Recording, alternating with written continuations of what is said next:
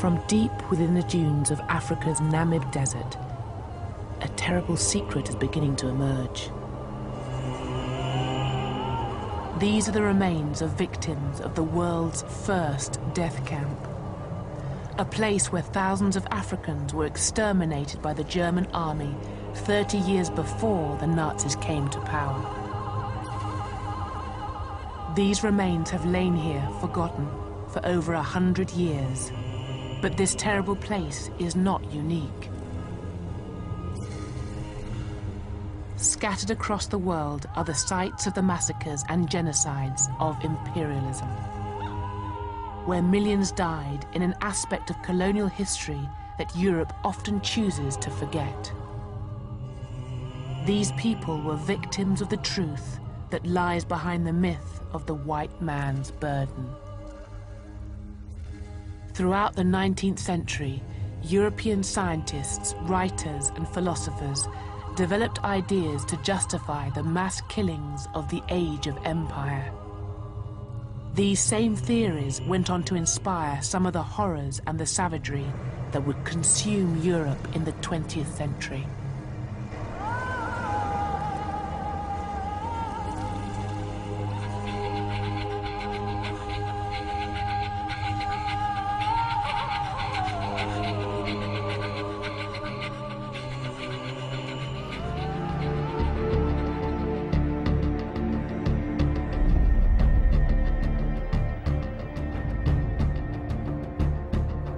Hidden among the ranches and rolling hills in the northern part of Denton County, Texas, the remains of more than 400 people lie in an overgrown cemetery.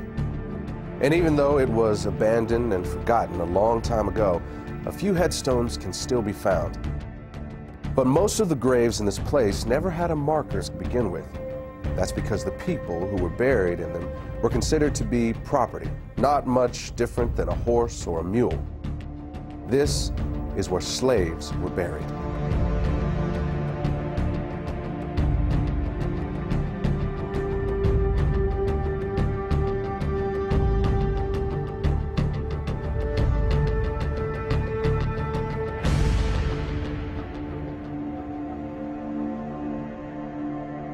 Hello, my name is Marcus Lloyd. And I'm Michelle Renee. We thank you for joining us. If you are African American, you and I will always be connected to the people whose bodies lie in that cemetery. Our ancestors may have worked alongside of them in the same cotton fields. They could have been bought and sold at the same auction houses or had chains hammered around their necks by the same overseer. Some of them may have even been hunted down by the same slave catcher or whipped by the same master. For almost 250 years, our people were held in bondage. And today, this period of history has come to be known by an ancient Swahili word. It's called the Maafa. And it began when the first Africans were shackled to the bottom of a slave ship. But the irony is that it did not end when the slaves were freed. In fact, it hasn't ended yet. And as you're about to see, a hidden racial agenda is keeping the Maafa alive into the 21st century. What shall be done with the 4 million slaves if they are emancipated? This question has been answered and can be answered in many ways. Primarily, it is a question less for man than for God, less for human intellect than for the laws of nature to solve. Our answer is, do nothing with them. Mind your business and let them mind theirs. Your doing with them is their greatest misfortune. They have been undone by your doings, and all they now ask and really have need of at your hands is just to let them alone. Frederick Douglass, 1862. It is the stupidity of man to think that he can do evil, even some monstrous evil, and it won't have any backlash on himself. But of course, it seldom works that way, and the moment he figures that out, he starts looking for a way to avoid the repercussions of what he's done. This is what happened with slavery. In the early 1800s, as it began to look like the end of slavery might be on the horizon, white America started to be concerned that a day of reckoning was coming. The primary fear for the average person was of retribution and insurrection, and that was a reasonable fear. After all, it's illogical to think that you can do to a whole group of people what was done to African Americans and think that they will just take it lying down forever. And of course, there were things like the Nat Turner uprisings. But for the wealthy elite, their fears went beyond things like insurrection. They were worried about the financial impact. Remember, it was not just the cotton plantations that profited from slavery. Whether you're talking about the banks or the insurance companies, the railroads, even the newspapers, the fact is that almost every aspect of the American economy was at some level or another invested in the slave business. You also need to recognize that for the wealthy elitists who controlled this system, slaves were an asset as long as they were slaves. But at the moment they are set free, they become a liability. And what the elite knew was that the end of slavery would instantly release 4 million people into the economy who had been kept uneducated and effectively unemployable anywhere but the cotton field. And what they were concerned about was that this was going to bankrupt the American economy. Taxes were going to go through the roof to take care of these people. Crime was going to be rampant. The prisons were going to be flooded. There was going to be this population overrun. And in the North, the biggest fear was migration from the South of these black people. The other fear that these people had was intermarriage between blacks and whites would lead to a loss of racial purity. The question was, what were they going to do about it? And their initial thought was that they would just send all the slaves back to Africa. This plan was called colonization, and it had broad support among the wealthy elite. In fact, the American Colonization Society was even funded by the United States Congress. But in the end, colonization proved to be unworkable, and the idea was eventually scrapped. But about that same time, a new philosophy was emerging in the world. It was called eugenics, and for some, it seemed like the perfect solution to what had become known as the Negro dilemma.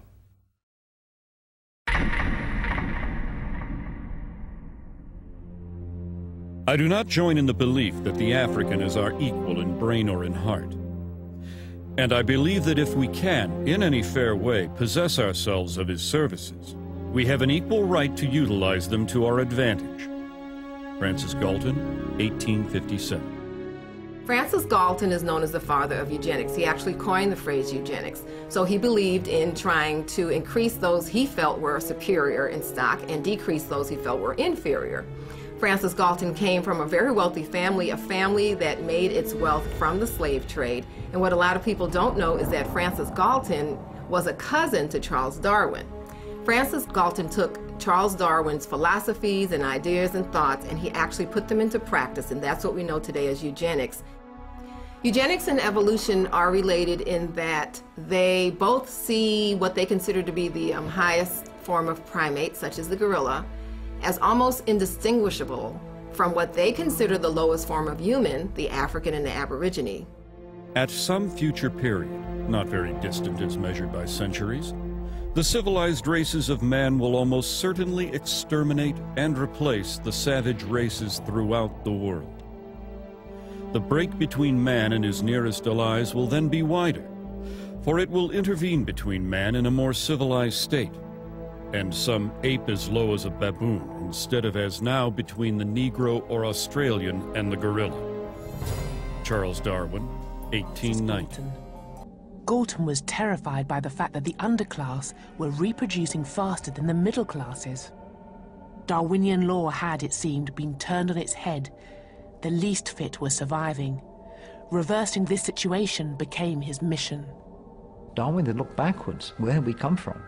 Galton turned the telescope around and looked forward. Where were we going? And he devoted much of the rest of his life to the idea of understanding Homo sapiens, us, as a species, and trying to direct where Homo sapiens was going to go in order to become more sapient, more wise in the future, more of a genius, and less of what he saw, more stupid, more ignorant, and more decayed. Galton designed a new science of human selective breeding. He dreamed of encouraging the middle classes to have more children and inhibiting breeding amongst the lower and criminal classes. And he named his new science eugenics. In the last decades of the 19th century, it became widely respected, attracting an array of high-profile supporters. They included many of the great figures of the late 19th, early 20th century, people like George Bernard Shaw, H.G. Wells, Winston Churchill, all of them absolutely convinced eugenicists.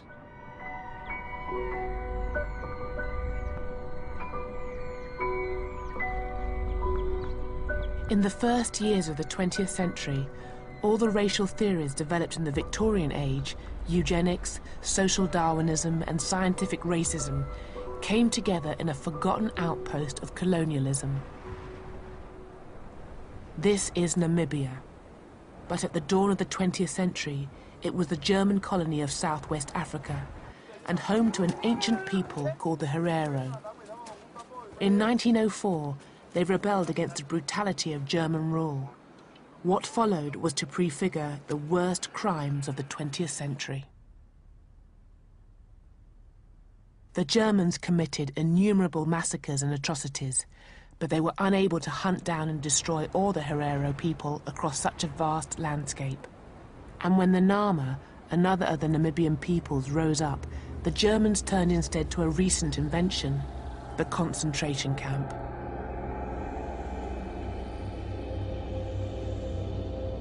In these camps, the Herero and Nama were imprisoned and enslaved.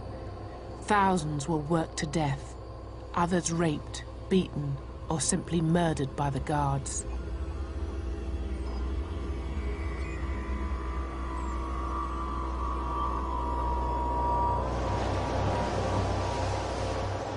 The most infamous and deadly of the camps was at a place called Shark Island. Shark Island was established for the express purpose of killing people.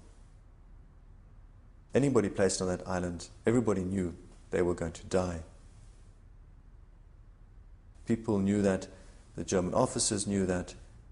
If I were to have to use the language of the Nazi period, then I would certainly see Shark Island as a death camp.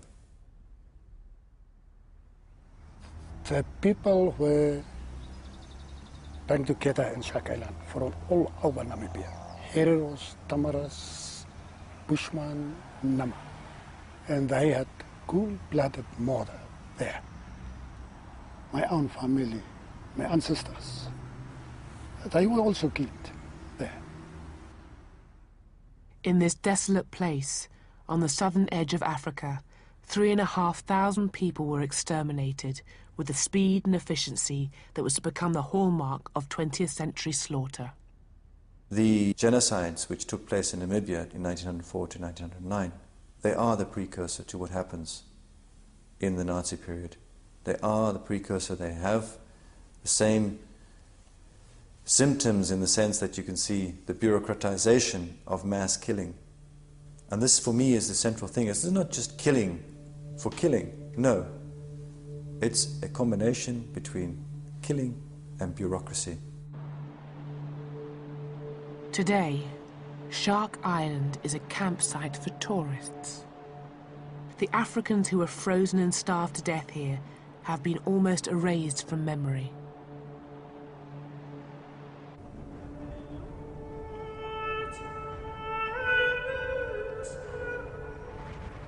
But a century after the Namibian genocide, the true horror of what happened on Shark Island is beginning to re-emerge.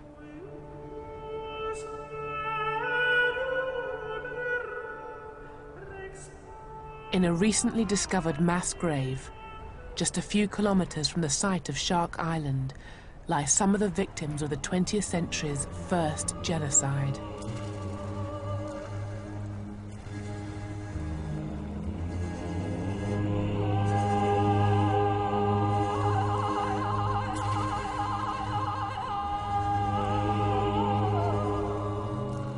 Other victims were denied even the meager dignity of a mass grave. They became the raw material of racial science.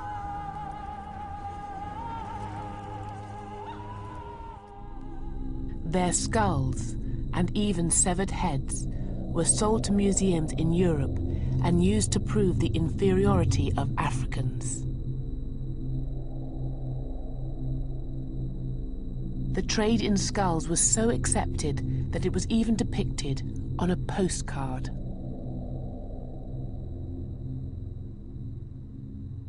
Charles Darwin is very well known for writing The Origin of Species in the 1800s. This book gave rise to evolutionary theory. What people don't know is that there was actually a longer original title to this book, and that was On the Origin of Species by Means of Natural Selection, or the Preservation of Favored Races in the Struggle for Life. Now, copies and editions that they made afterwards eliminated that phrase about the favored races. Evidently, they understood then that it was politically incorrect. Some may defend Francis Galton because eventually that he rejected slavery, but they do point out that all of his wealth did derive from the slave trade, but also it needs to be known that he, as well as other eugenists, did not reject slavery until after it had ended. And they could not any longer exploit blacks legally. So at that point, it would have been quite easy for he and his cohorts to reject slavery.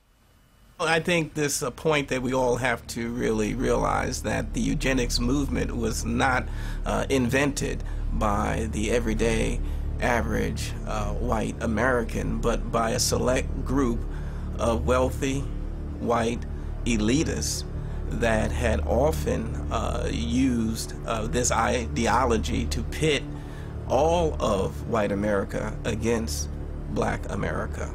And so we see that indeed that truly is the case even to this day.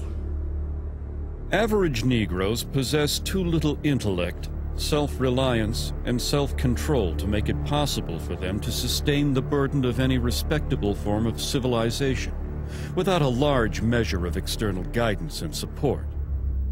Francis Galton, 1873. Eugenicists believed that Africans were inferior not just mentally, but physically, and that left to themselves, left alone, they would not make it. The problem is, it didn't work. With that failure, the eugenicists moved on to what is known as positive eugenics. In positive eugenics, the eugenicists wanted the white population to reproduce, to have so many children that it overwhelmed the black population. But that didn't work either. Next, they moved on to what they called negative eugenics. They knew that they could not round up all the blacks in the nation and execute them, so they decided to create an environment where they would convince the blacks to severely limit the number of children they were going to have, and thereby commit race suicide.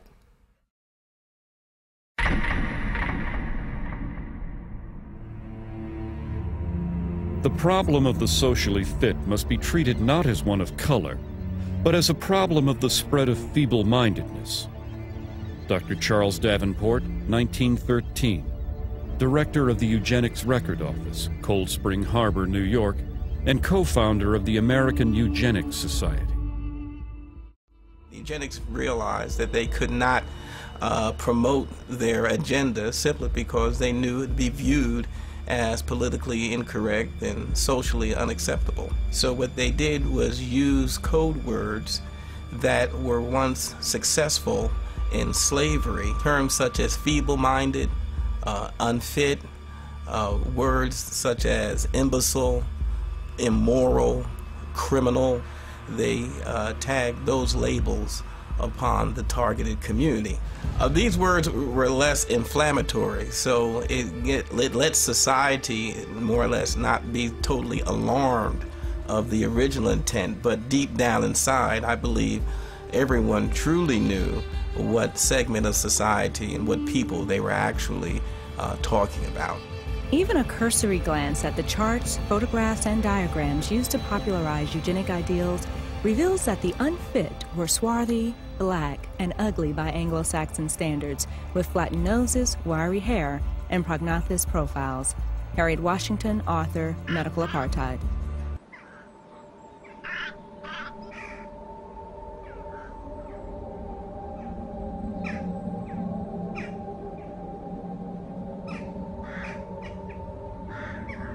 Some of the new ideas about race in the high Victorian age drew their evidence from the world of the dead. Based on the study of corpses and skeletons, the burgeoning science of anatomy laid the foundations for a new scientific racism. In Britain, the most important race scientist was a now forgotten Edinburgh surgeon. Ruined by a body-snatching scandal in the 1820s, he had fled Britain in disgrace. But in the 1840s, Dr. Robert Knox resurfaced with the publication of a new book. Race is everything. Literature, science, art, in a word, civilization depends on it. For Robert Knox in that book, race is everything. It determined your character, it determined your position in civilization, it determined your destiny. Can the black races become civilized? I should say not. He saw racial conflict and extermination happening all around the world. It was natural for him to believe that racial types were bound to struggle and that the superior races would dominate the naturally inferior ones. The Saxon race will never tolerate them, never amalgamate, never be at peace. It is a war of extermination. One or other must fall. Robert Knox was not a lone voice.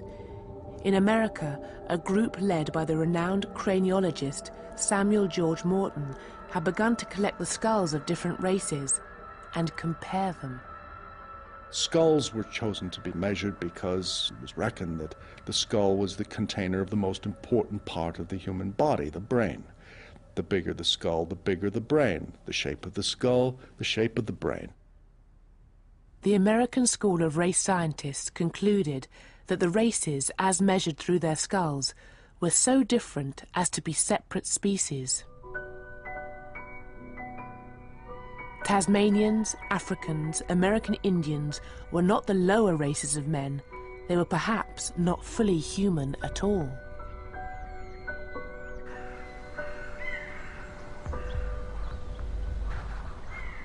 One writer compared the extermination of these races by white settlers as being like the melting of snow before the advancing rays of the sun. But the theory that was to have the most powerful impact upon race came not from the anatomists or the skull measurers, but from the work of one of the 19th century's greatest minds.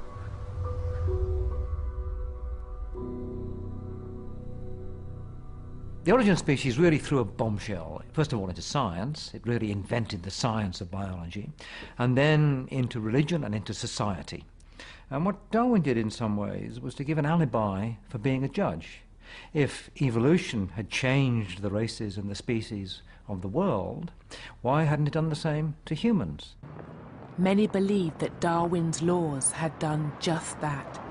Natural selection, they claimed, neatly explained and justified the global expansion of the great British race. In the early 20th century, the white elitists who made up the eugenics movement were no longer just philosophers and academics. Now they were industrialists and billionaires who had come to embrace a worldview that was essentially identical to the eugenics movement. The same individuals and corporations who had once made millions on the backs of slaves were now willing to spend millions to get rid of them. But that didn't mean that these guys were interested in being public crusaders for the eugenics movement. They were certainly willing to be the brains and the money behind it, but they would hire crusaders to do the dirty work. And the primary one they settled upon was a woman named Margaret Sanger. She was the founder of the American Birth Control League and the publisher of its newsletter, the Birth Control Review. On a practical level, the relationship between Sanger and these elitists was basically a marriage of convenience. In order to advance their common agendas, they needed a front man and she needed money.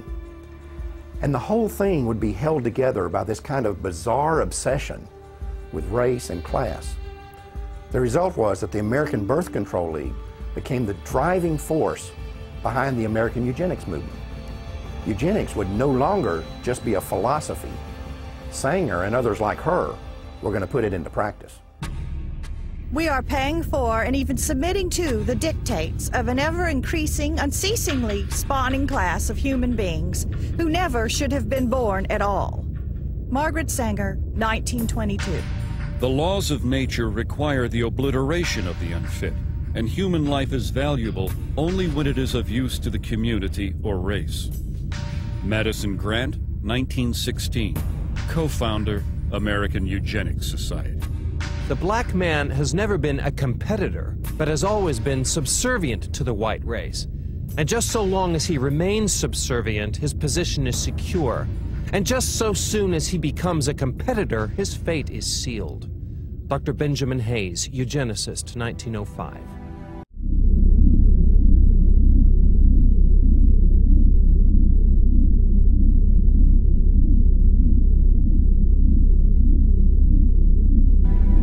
The American Birth Control League was wise enough to get their program of population control across by using what had worked in the past, the same code words that had established the institution of slavery and that was also used by the early eugenics movement was once again used by the American Birth Control League. The Margaret Sangers of those days did not come out and say they were trying to eliminate black people. What they did say, they were trying to rid society of the feeble-minded. They were trying to rid the society of the criminal. Well, she was successful simply because of her eugenics friends for the past 50 years had put those labels on minorities and African Americans, and therefore society was more or less desensitized. In effect, the code words hid the agenda of Margaret Sanger and the eugenist. Margaret Sanger founded the largest abortion chain in the country, now known as Planned Parenthood. But the exhibit also fails to explain the racist ideology behind Sanger's promotion of birth control. Many people don't really know what eugenics is. Eugenics is defined as belief in the possibility of improving the qualities of the human species by discouraging reproduction by persons having genetic defects or presumed to have inheritable, undesirable traits. Essentially, eugenics is the creation of a master race by controlling who has children and who doesn't. An article appearing in the January 31st, 1922 edition of the New York Times bore the headline, "Mrs. Sanger says Superman is the aim of birth control." If creating a race of supermen is the goal, who did Sanger believe had genetic defects or undesirable traits that stood in the way? In his book, Birth Control, Facts and Responsibilities, Adolf Meyer quoted an essay Sanger wrote in 1925, entitled, "The Need of Birth Control in America." Birth control is not merely an individual problem. It is not merely a national question. It concerns the whole wide world, the ultimate destiny of the human race. In his last book, Mr. H.G. Wells speaks of the meaningless, aimless lives which cram this world of ours. Hordes of people who are born, who live, yet who have done absolutely nothing to advance the race one iota. Their lives are hopeless repetitions. All that they have said has been said before. All that they have done has been done better before. Such human weeds clog up the path, drain up the energies and the resources of this little earth. We must clear the way for a better world. We must cultivate our garden. In 1922, Sanger wrote a book entitled The Pivot of Civilization. In it is a chapter called The Cruelty of Charity, where she blasts programs that provide medical and nursing facilities to slum mothers as insidiously injurious. In the same book, Sanger called for the cessation of charity, for the segregation of morons, misfits, and the maladjusted, and for the sterilization of genetically inferior races. She also argued that organized attempts to help the poor was the surest sign that our civilization has bred, is breeding, and is perpetuating defectives, delinquents, and dependents. The Birth Control Review was Sanger's official publication for the American Birth Control League, and in 1932 she outlined her plan for peace. The main objectives of the Population Congress would be to apply a stern and rigid policy of sterilization and segregation to that grade of population whose progeny is already tainted, to give certain dysgenic groups in our population their choice of segregation or sterilization, and to apportion farmlands and homesteads for these segregated persons where they would be taught to work under competent instructors for the period of their entire lives. Sanger's admiration for the eugenics programs of Nazi Germany were well known at the time.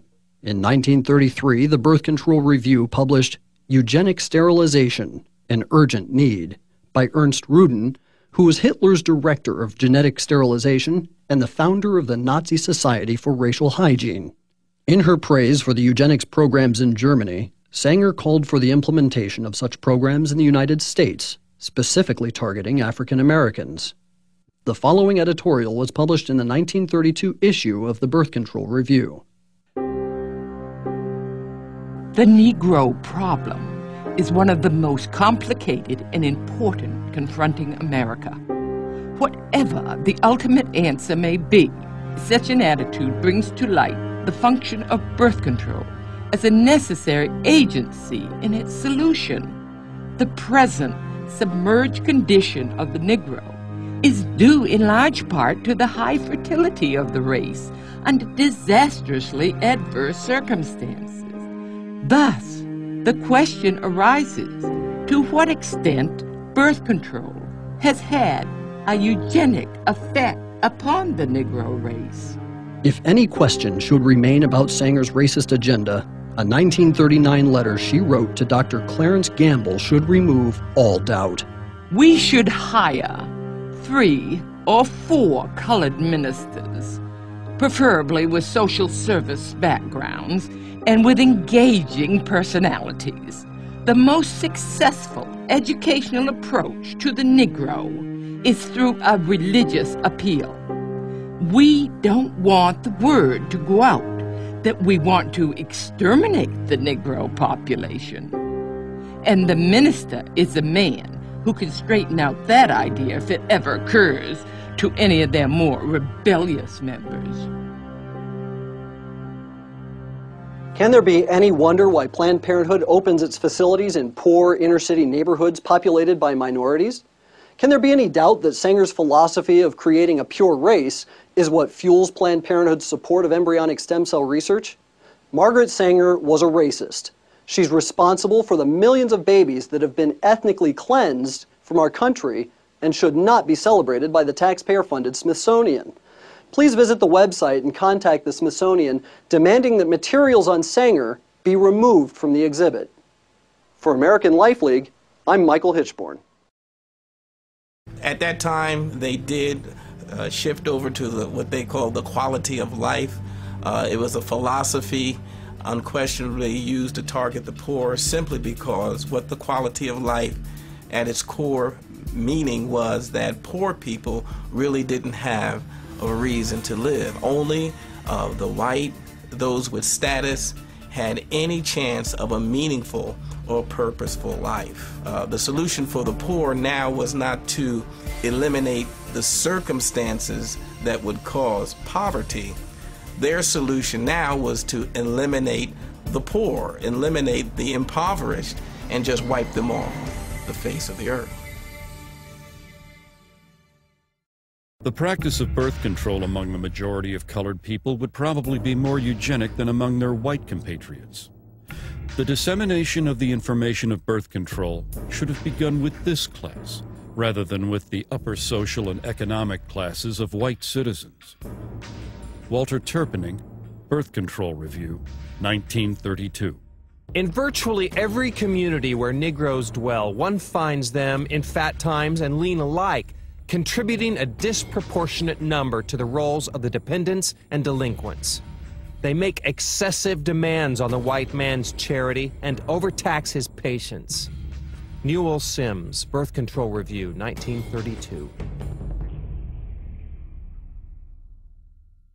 Author Madison Grant was a co-founder of the American Eugenics Society and an officer of the New York Zoological Society. In 1906, he had authorized an exhibit at the Bronx Zoo in which a 22-year-old African named Ota Benga was displayed in a cage in the monkey house. Sharing the cage with Benga was an orangutan. When a local clergyman protested the exhibit, he said that it was clearly intended to be a demonstration of Darwin's theory of evolution. Local proponents of Darwinism apparently agreed and labeled the display educational. 10 years after this event, Ota Benga committed suicide.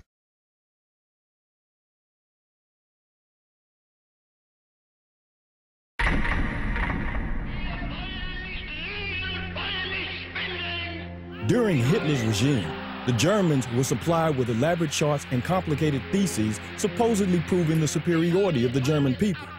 It is interesting to note that at the bottom of these charts were the colored people of the world, most conspicuously, the black people. Floyd McKissick, National Director, Congress of Racial Equality, 1967. An often overlooked fact about the German Holocaust is that the Nazis did not simply target the Jewish population. They went after the black community as well. Under the threat of being sent to concentration camps if they did not cooperate, Afro-German citizens were not only forced to undergo sterilization themselves, they were also required to turn over their children for sterilization. In his book Mein Kampf, Adolf Hitler explained the motivation behind such programs. The Jews were responsible for bringing Negroes into the Rhineland. It suits the purpose of the cool, calculating Jew who would use this means of introducing a process of bastardization in the very center of the European continent, and, by infecting the white race with the blood of an inferior stock, would destroy the foundations of its independent existence. Adolf Hitler, Mein Kampf. The Nazi attitude toward blacks was clearly defined in a 1944 book by Robert Ley, who was the head of the German Labor Front. Ley characterized the Jewish race as a disease-riddled parasite that had been created by unnatural inbreeding between white men and the racially inferior Negro.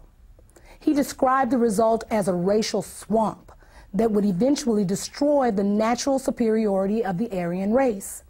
Another Nazi publication described blacks as African brutes who had not been tamed even by centuries of slavery.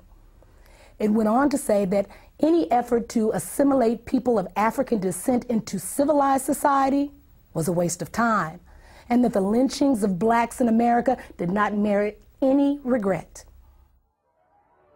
Since World War II, it has been well documented that Adolf Hitler was profoundly influenced by the American eugenics movement, and that many of his government's racial policies were actually developed from the writings of American eugenicists, like Madison Grant and Harry Laughlin.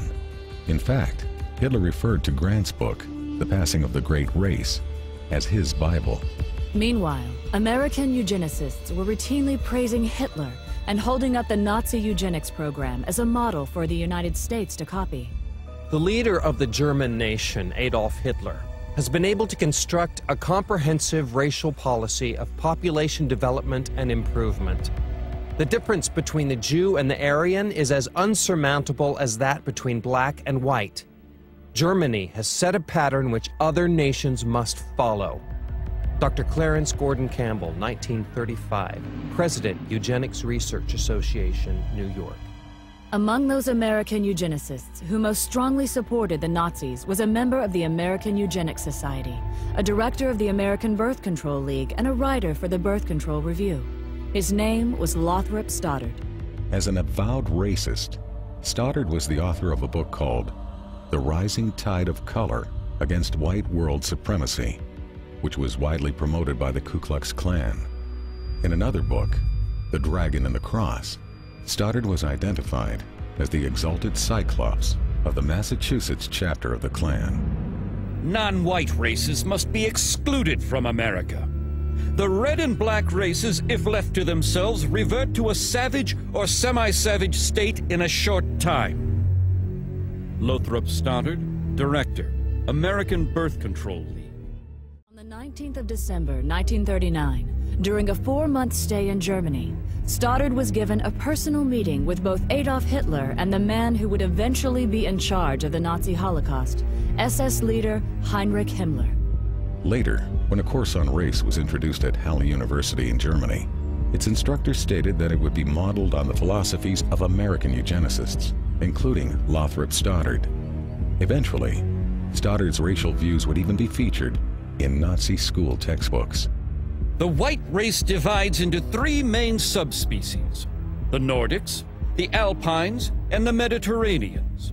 All 3 are good stocks, ranking in genetic worth well above the various colored races. Lothrop, Director, American Birth Control League.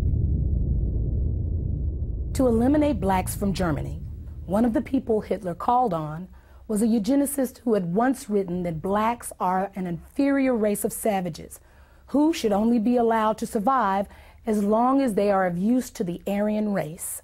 His name was Eugen Fischer, and about 20 years earlier, he had been one of the leaders of a system of concentration camps in southwestern Africa, where blacks were rounded up to be executed, experimented on, or held as free labor. Under Hitler, Fischer would serve on committees that planned the sterilization of all blacks in countries that came under German control. He would also be one of the first Nazi scientists to become publicly affiliated with the Carnegie-funded eugenics laboratory in Cold Spring Harbor, New York. Eventually, Fischer would also be put in charge of the Kaiser Wilhelm Institute, which was funded by the Rockefeller Foundation. It was here that many of the Nazi programs for creating racial purity were developed. In 1927, Margaret Sanger organized the World Population Conference in Geneva, Switzerland, and gave it front-page coverage in her birth control review. The events program shows that several of its attendees were colleagues of Sanger's from the American eugenics movement. It also documents that among those who were given a leadership role in the conference was Eugen Fischer, the man who would eventually lead the Nazi effort to eradicate blacks from Europe. Another American eugenicist with Nazi connections was Harry Laughlin. Now, he was an official with both the American Eugenics Society and the American Birth Control League, and in 1928 his plan for using forced sterilization to eliminate those who might produce what he called degenerate offspring was published in the Birth Control Review. In 1936, Laughlin led an effort to distribute the English language version of a Nazi eugenics film to audiences in the northeastern part of the United States. He had acquired the rights to the film from the Race Policy Office of the Nazi Party and, with the help of 2 other American eugenics organizations, had mailed literature to biology teachers at 3,000 U.S. high schools, urging them to show it in their classrooms. Later that year, Laughlin was praised in a Nazi newspaper and awarded an honorary degree from the University of Heidelberg for his contributions to the Nazi eugenics effort. In the 1930s, a German psychiatrist named Ernst Rudin was named president of the International Federation of Eugenics in Cold Spring Harbor, New York, which was funded by the Carnegie Corporation. And in 1933, his call for racial purity was published in the Birth Control Review. Later, Rudin would be chosen by Hitler to write Germany's eugenics laws, and at one point, he personally helped the Gestapo round up and sterilize several hundred blacks, who they referred to as Rhineland bastards. After the war, Rudin would be identified as one of the architects of the barbaric medical experiments that the Nazis carried out in their concentration camps. It may be possible that Hitler actually got the idea for concentration camps while studying the American eugenics movement. In 1919, the state of Indiana had allocated $300,000 to create a work colony in the city of Butlerville, where those who were labeled feeble-minded would be incarcerated. Then in 1932, Margaret Sanger called for the United States government to set aside farms and open spaces where certain groups of people would be segregated from the rest of society. She proposed that, among others, the illiterate, the unemployed, and the poor should be forcibly kept in these areas until they developed what she called better moral conduct. It was later discovered that under the Indiana program, the state was allowed to label someone feeble-minded if they were poor or did not do well in school, or if the state considered them to be shiftless or have insufficient moral judgment. But it's important to understand that this Indiana campaign was not unlike those in other states. For example, a eugenics project conducted in Massachusetts during the late 1920s proposed sterilization for young girls who were diagnosed as defective, which could include being unwed and pregnant, financially poor, or if the state labeled them socially undesirable. In addition, boys as young as 14 could be castrated for showing signs of kleptomania or for exhibiting what was described as solitary behavior. In a single incident during 1935, the Nazis sterilized the children of over 600 German women because it was reported that those children had been fathered by black men. When news of this reached the United States, a member of the American Eugenics Society named Walter Ashby Plecker wrote a letter to the German Bureau of Human Betterment and Eugenics, praising them for the action and expressing his hope that not one child had been missed. 10 years earlier, Plecker had written that the black population was the greatest problem and most destructive force which confronts the white race and American civilization.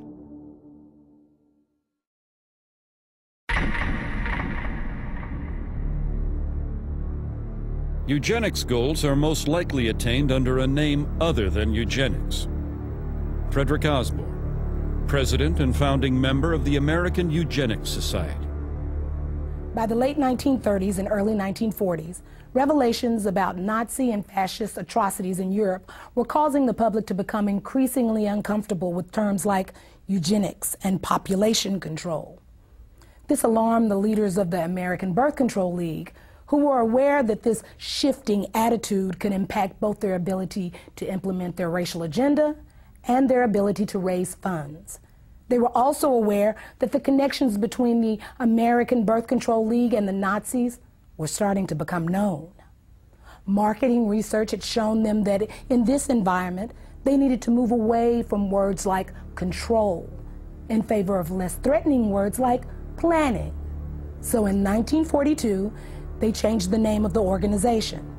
From then on, the American Birth Control League would officially be known as Planned Parenthood. The important thing to understand here is that this name change did not change the organization's agenda. The same people were still in control, they were still obsessed with race, and they were still dedicated to eugenics.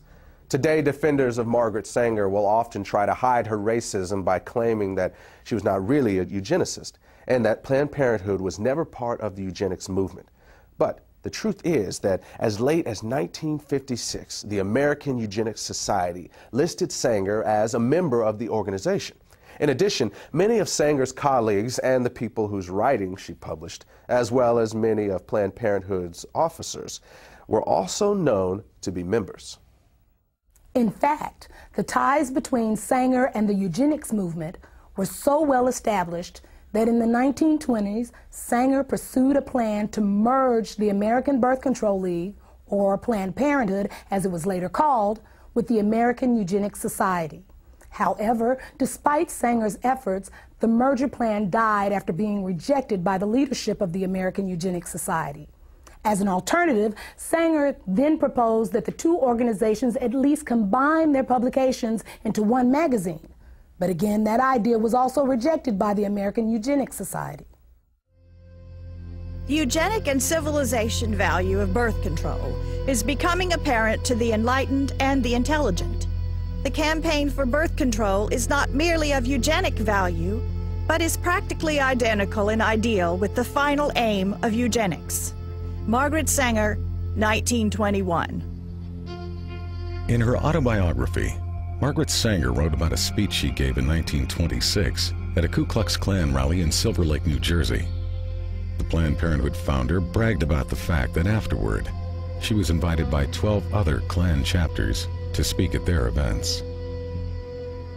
At about the same time the American Birth Control League was changing its name to Planned Parenthood, a lot of books and reports began coming out that attempted to put a happy face on eugenics and many of them were written by people that were associated with Planned Parenthood. The strategy here was obvious.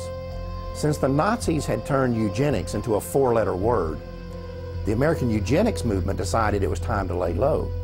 So most of their writings during this time period downplayed the role of eugenics and couched their agenda in terms of helping the African American. Perhaps the best example of this is a 1,500-page book by eugenicist Gunnar Myrdal called An American Dilemma: The Negro Problem in Modern Democracy. Interestingly, this book was not the result of some mom-and-pop operation. Myrdal had 75 assistants working on this project whose salaries were being paid for by the Carnegie Corporation, and Carnegie had been a major player in the eugenics movement for many years. In 1939, Margaret Sanger, co-founder of Planned Parenthood, started the Negro Project with the aim of slowing and then reversing the growth of the black population. A staunch advocate of eugenics, the so-called science of purifying the human gene pool, Sanger viewed certain races, especially blacks, as genetically inferior and inclined towards producing human weeds. Reckless breeders spawning human beings who never should have been born. Sanger's strategy, still followed by Planned Parenthood today, involved recruiting so-called progressive black leaders who were persuaded that slowing back birth rates was a key to their people's future success and prosperity.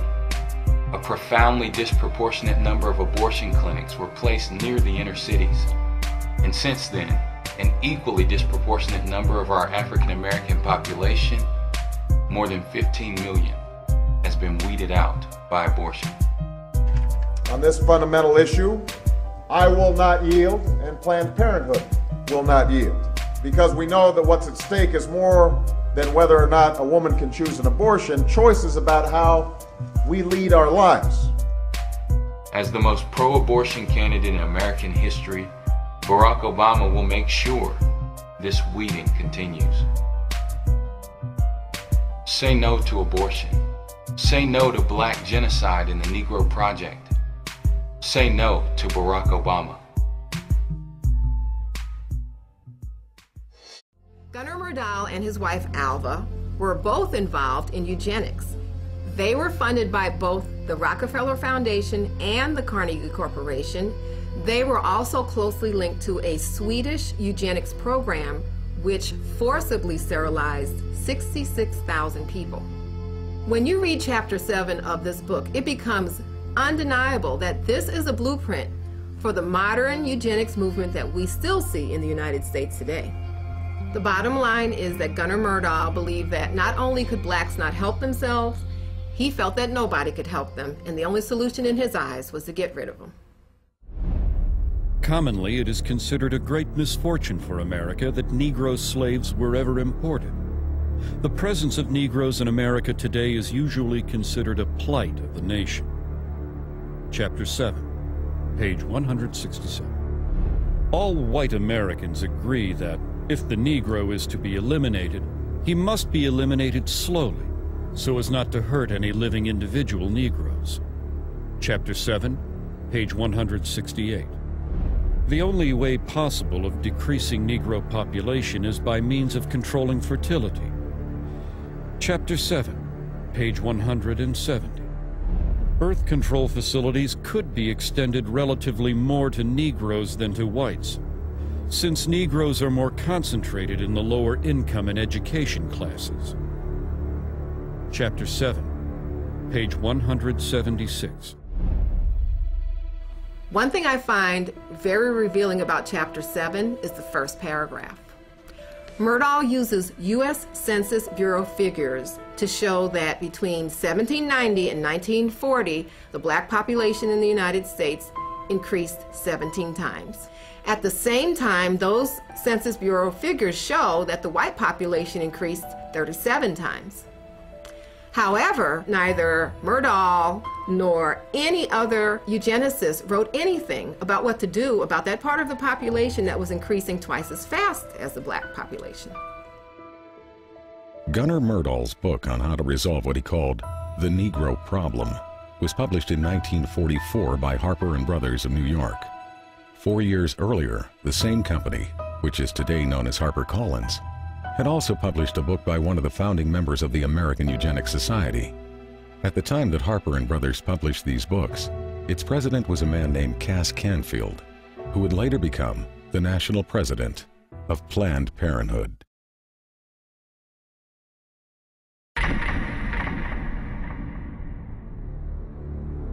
We hope that the restraint of population growth can come about through voluntary means. But if it does not, involuntary methods will be used. Dr. Donald Minkler, 1972. Donald Minkler was the president of the American Association of Planned Parenthood Physicians and a member of the board of directors of Planned Parenthood Federation of America. Like many of those in the eugenics movement, he understood that their plans would not always be voluntarily adopted, and that the use of governmental coercion or even force might one day be necessary. The idea of forced eugenics was not something that suddenly developed in the 1970s. In a 1929 speech, American eugenicist Samuel Holmes had proposed that mandatory birth control should be used as a tool to eliminate what he called the menace to the white race that had been created by increases in black population.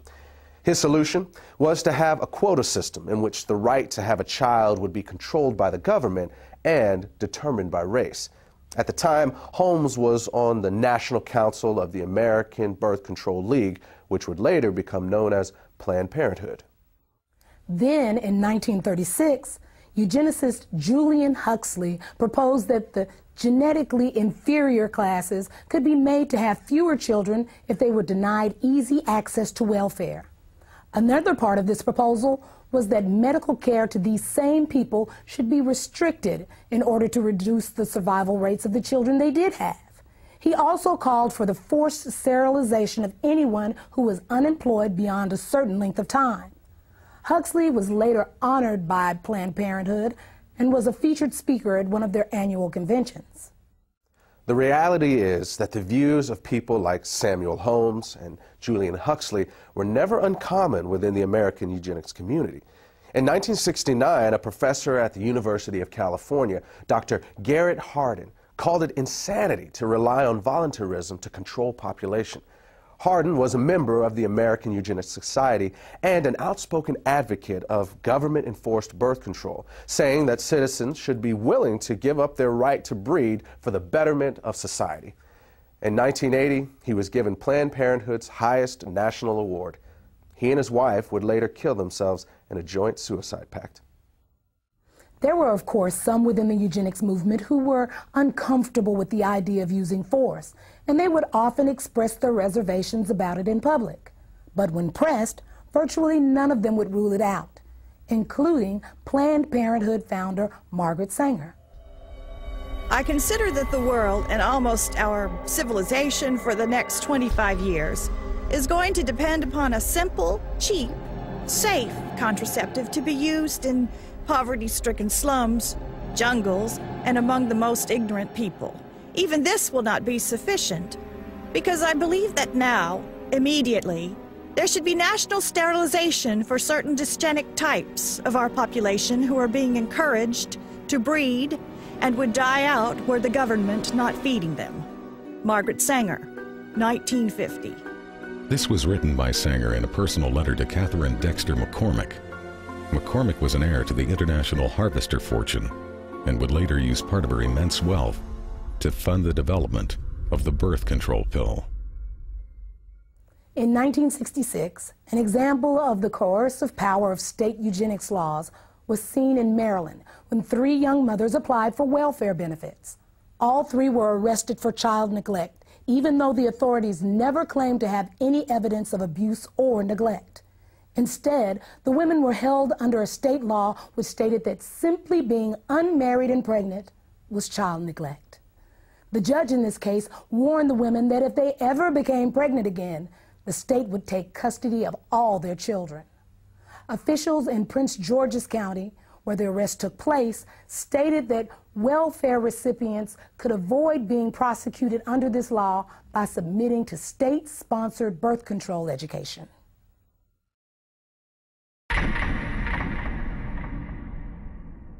In 1934, Adolf Hitler sent a letter to American eugenicist Leon Whitney, complimenting him for a book he had written on sterilization. Whitney was the former executive secretary of the American Eugenics Society and a colleague of Margaret Sanger's. Sanger also published his writings in the Birth Control Review. In the book that Hitler was praising, Whitney had written that America could eliminate what he called the slum elements of society by sterilizing the lowest 25% of its population. He claimed this was necessary because such people are too stupid to understand or practice even simple methods of contraception.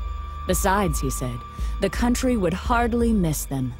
One of the people he was talking about was named Elaine Riddick. At the age of 13, I became pregnant.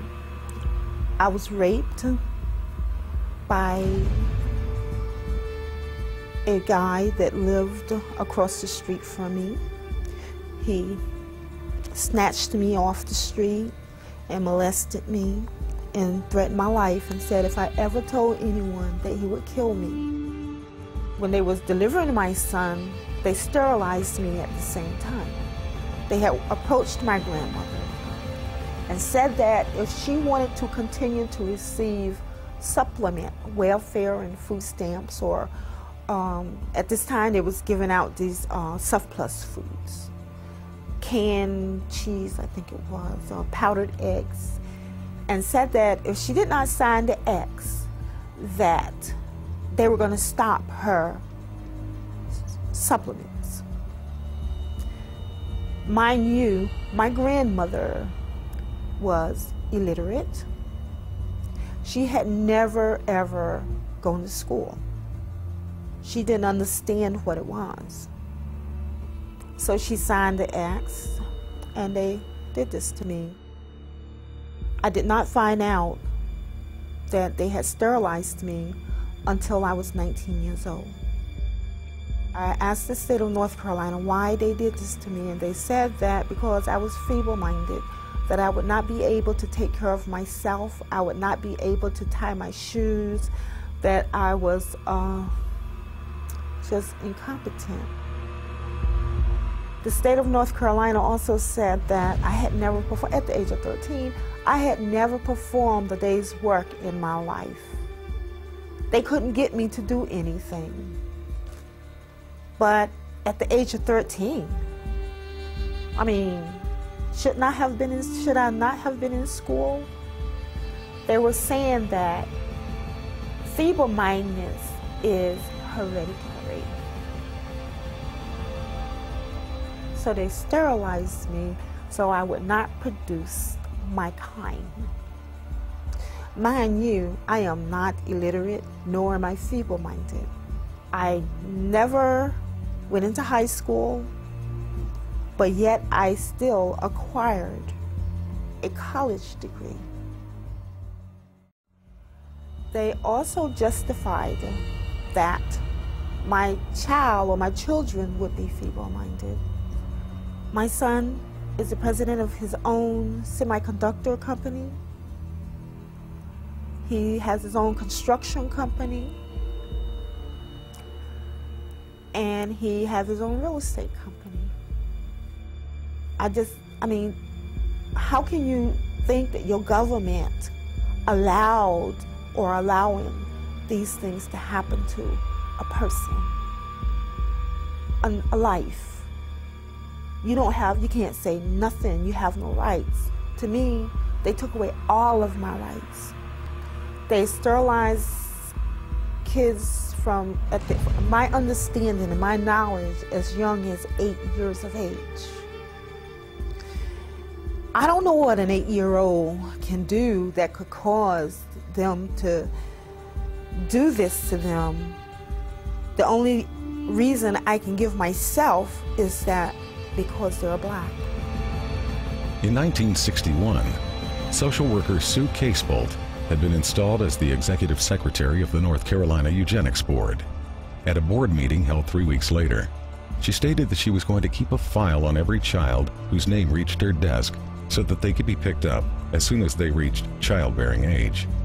Casebolt was still on the board in 1968 when it approved the sterilization of 14-year-old Elaine Riddick. It is better for all the world if instead of waiting to execute degenerate offspring for crime or to let them starve for their imbecility, society can prevent those who are manifestly unfit from continuing their kind. 3 generations of imbeciles are enough. Oliver Wendell Holmes, U.S. Supreme Court Justice, 1927. Holmes made this statement in his ruling on the constitutionality of Virginia's forced sterilization law. It mirrored the views of President Theodore Roosevelt, who had originally appointed Holmes to the Supreme Court. In a 1913 letter to American Eugenics Society founder Charles Davenport, Roosevelt had stated that the country had no business allowing citizens of the wrong type to reproduce.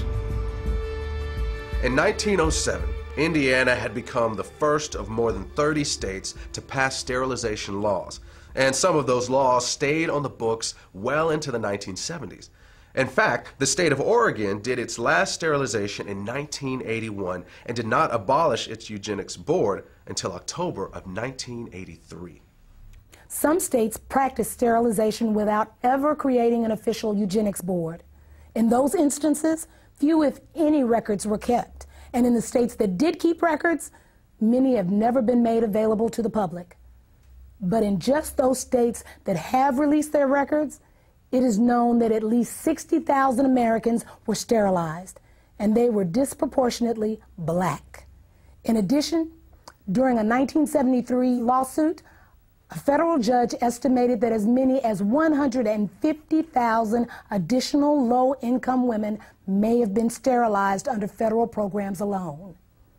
These sterilizations were often performed without the patient's knowledge or consent, and sometimes against their will.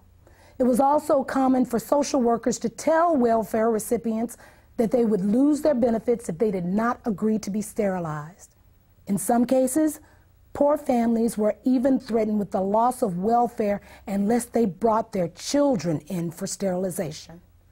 The result was that some of the people sterilized were as young as 10 years old. In the first 6 months of 1972, one hospital in Aiken County, South Carolina, sterilized over 1/3 of the Medicaid patients who were there to give birth, and all but one of these women were black. One patient said she was told by all 3 of the county's obstetricians that they would not deliver her baby unless she agreed to be sterilized. Her claim was later confirmed by each of the doctors. Another patient said she was told by one of these same physicians that he was tired of having to help support the babies of welfare recipients and that she could either agree to be sterilized or find another doctor. The law of nature says that only the fit shall survive. When a nation disregards this law by protecting the unfit and encouraging their multiplication, this nation invites inevitable destruction. As far as New Jersey is concerned, sterilization is an economic necessity. And as far as the United States is concerned, sterilization is a matter of national preservation. Fred Shepard, Assemblyman. Fred Shepard was a member of the New Jersey State Legislature.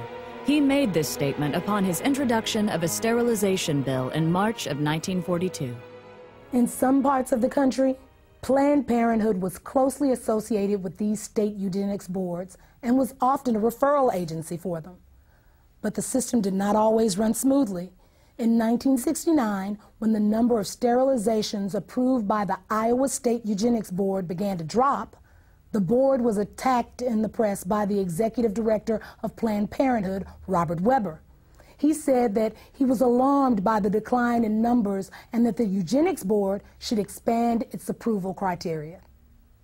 Board Chairman Dr. S.M. Corson responded that the board's guidelines were already fairly broad. He pointed out that approvals were routinely given for young girls for no reason other than the board's speculation that they might likely one day engage in immoral behavior without the capacity for being wives and mothers.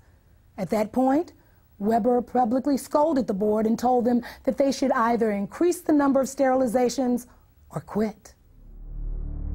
From its beginning, Planned Parenthood always had powerful ties to the American eugenics community. In fact, in many places they were often one and the same.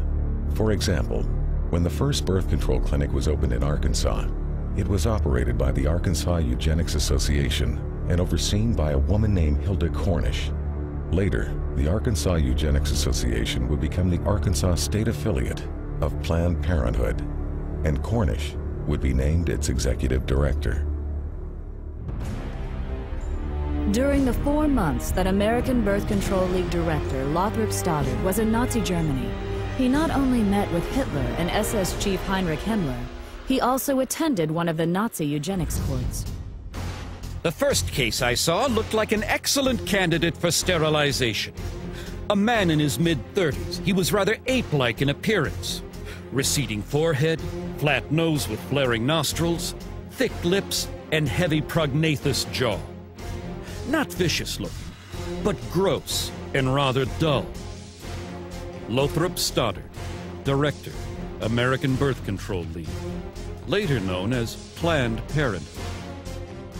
Given the admiration that Adolf Hitler expressed for the American eugenics movement, it is not unlikely that he modeled the eugenics courts in Nazi Germany after the state eugenics boards in the U.S.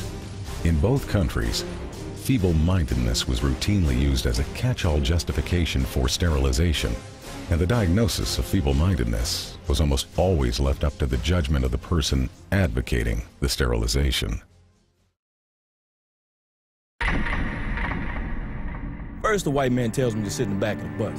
Now it looks like he wants me to sleep under the bed. Back in the days of slavery, black folks couldn't grow kids fast enough for white folks to harvest. Now that we got a little taste of power, white folks wants to call a moratorium on having babies. Comedian Dick Gregory, Ebony Magazine, 1971. By the 1960s, the American eugenics movement had been reasonably successful in getting sterilization laws and prohibitions against interracial marriage passed. They also had some success in getting states to mandate sterilization for those convicted of even non-sexual crimes, and some states began to require sterilization as a condition for receiving welfare or health care.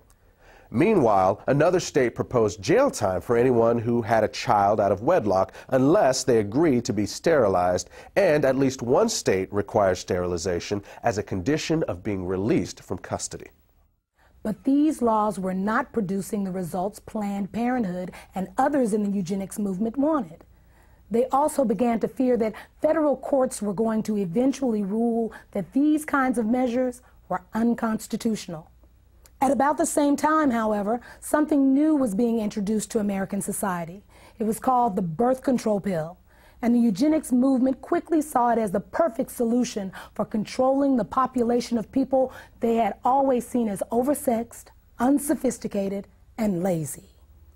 But what they would eventually discover is that while the pill was enthusiastically embraced by whites, it was generally rejected by blacks, despite the fact that Planned Parenthood focused its marketing on the African American community and located the vast majority of its facilities in black neighborhoods.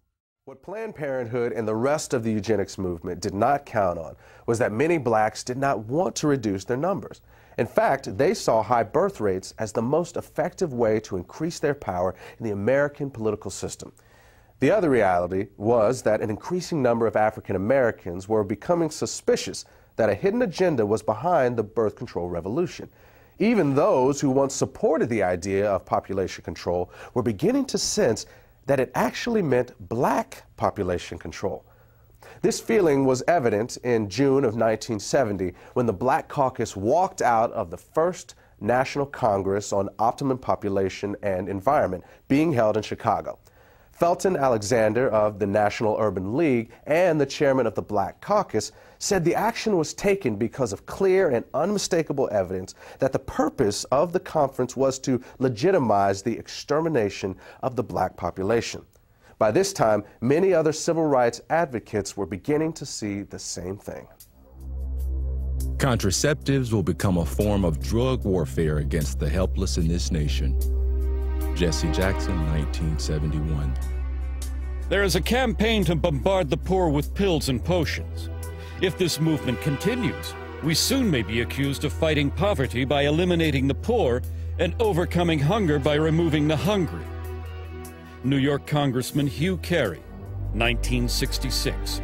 Under the cover of an alleged campaign to alleviate poverty, white supremacist Americans and their dupes are pushing an all-out drive to put rigid birth control measures into every black home. No such drive exists within the white American world. Black Unity Party, 1968. Birth control and sterilization in the wrong hands would be more deadly to Negroes than all the tanks, riot guns, cattle prods, billy clubs, and shackles we have overcome in the past. Dr. Leroy Swift, obstetrician, gynecologist, 1968. As it became clear that a growing number of African Americans were connecting the dots between birth control and black genocide, eugenics organizations began calling for the U.S. government to add birth control chemicals to the nation's food and water supply. It was even suggested that this strategy could be specifically targeted at urban neighborhoods. This idea was widely embraced in the eugenics movement and taken seriously enough by the government to be discussed at a 1969 meeting at the United Nations. Under the plan being considered, a couple could apply to the government for permission to have a child, and if approved, they would be given an antidote to the population control chemicals they had ingested in their food and water. Interestingly, the idea that government should have some sort of licensing agreement to regulate who would and would not be allowed to give birth was not a new one. In 1934, Planned Parenthood founder Margaret Sanger had proposed that the U.S. government implement a system in which women would not have the legal right to have a child without a permit from the government, and that these permits would only be good for one baby. But eventually, proposals like forced sterilization, chemicals in the food and water supply, and government control of childbearing were abandoned by most people in the eugenics movement. Despite the fact that many of them openly advocated such ideas, they would come to realize that there was really no practical way to carry them out. But for all their failures, what the eugenics movement had accomplished was to lay the foundation for the next phase of their plan. And this is where they would find the success that they had been chasing for over 100 years.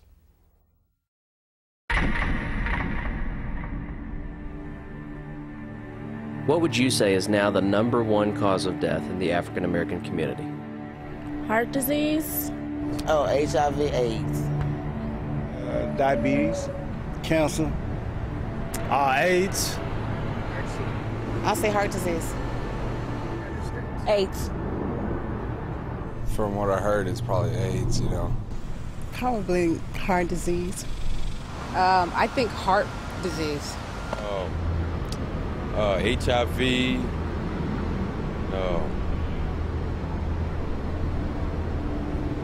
Gang violence. What if I told you the real answer was abortion?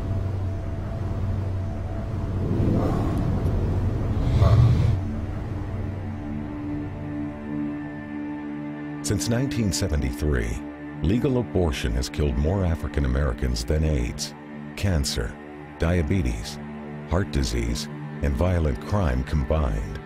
Every week, more blacks die in American abortion clinics than were killed in the entire Vietnam War. And the largest chain of abortion clinics in the United States is operated by Planned Parenthood.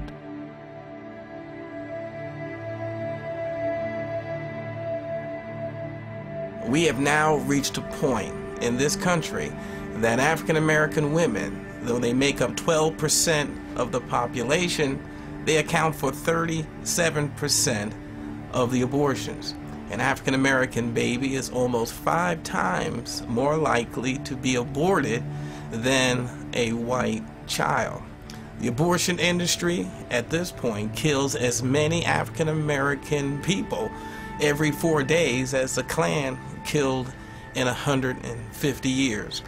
And you can truly say the most dangerous place for an African American to be is in the womb of their African American mother.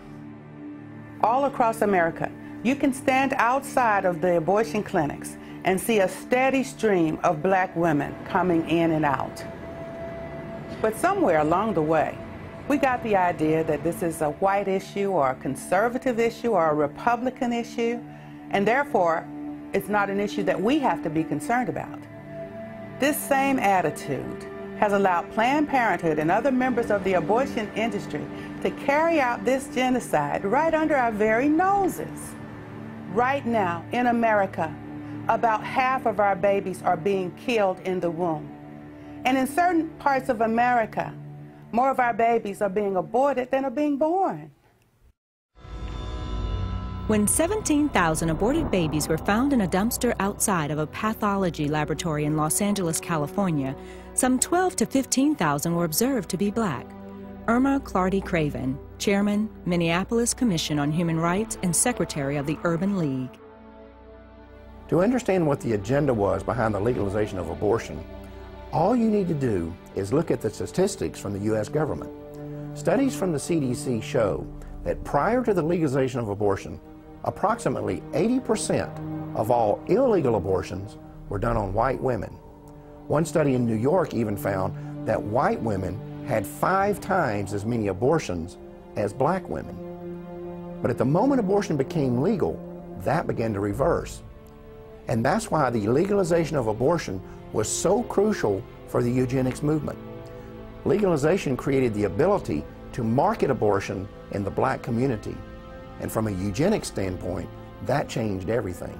These people cannot have it both ways. First, they say that birth control will reduce the number of abortions. Then they flood our neighborhoods with birth control clinics. And what's the result? Our abortion rate skyrockets.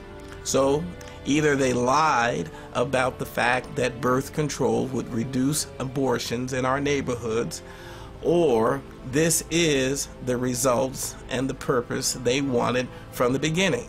At this point, I truly have the tendency to believe the latter. In 1973, the year abortion was legalized nationwide, Dr. Christopher Tizzi produced a study on abortion demographics at the request of the Population Council, a New York-based eugenics organization. In this report, Tizzi confirmed previous research showing that when abortion is illegal, the abortion rate is much higher for white women than for black women, but that this completely reverses whenever abortion is legalized. At the time he published these findings, Tizzi was a consultant to both Planned Parenthood and the National Abortion Federation. Other researchers within the eugenics and abortion movements were also documenting that easy access to abortion clinics produces higher abortion rates in the surrounding area. And at least one expert discovered that having a nearby clinic is a bigger factor in the black abortion rate than it is in the white abortion rate. At the same time this data is being circulated, Planned Parenthood and the rest of the abortion lobby were in the process of locating the vast majority of their facilities in minority neighborhoods. Then in 1974, a study was released on population control that had been conducted by researchers at 3 major universities. By analyzing data obtained from Planned Parenthood's own records, they determined that the #1 factor in deciding whether a county in the United States provided free or low-cost family planning services was not poverty, but race. The researchers said their findings seemed to support the contention of many civil rights activists that such programs are less intended to assist the poor than they are to control the growth of the black population. Birth control and abortion are turning out to be the great eugenic advances of our time. Frederick Osborne, founding member of the American Eugenics Society, 1973. The best way to hate a nigger is to hate him before he is born. Leander Perez, Louisiana State Judge, 1970. 2 years after the director of Iowa Planned Parenthood had publicly attacked the state's eugenics board for not approving enough sterilizations, a bill was introduced in the Iowa legislature to legalize abortion.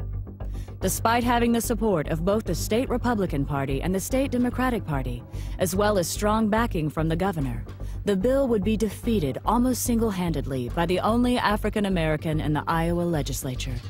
Proponents have argued this bill is for blacks and the poor who want abortions and can't afford one. This is the phoniest and most preposterous argument of all.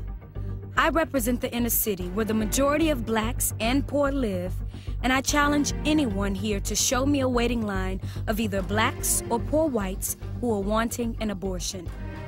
Iowa State Representative, June Franklin, Democrat, 1971. From the beginning, it was obvious that racism was the driving force behind the eugenics movement. While it was true that from time to time these elitist and social engineers would toss a few lower-class whites in among the feeble-minded and worthless who should be bred out of society, it was also true that they never seemed to include blacks among the best and the brightest who should be bred in. And at the same time, the country was being saturated with calls for population control and family planning. The facilities to carry them out were pouring into the black community. After all, no one was suggesting that there were too many white people in the world. And realities like those did not go unnoticed by early civil rights activists. For them, the reason birth control and abortion were being pushed was not a secret.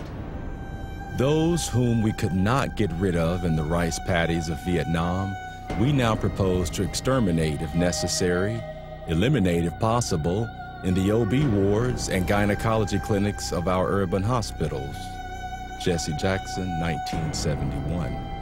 Black people are the target of birth control, not because the ruling politicians like them and care about their economic equality, but because they hate them and can no longer use them in plantations and other cheap labor conditions. Muhammad Speaks, The Black Muslim Newspaper, 1970. I believe the entire question of abortions is just one more in the continuous series of events to eliminate the black population. Father George Clemens, Jet Magazine, 1973.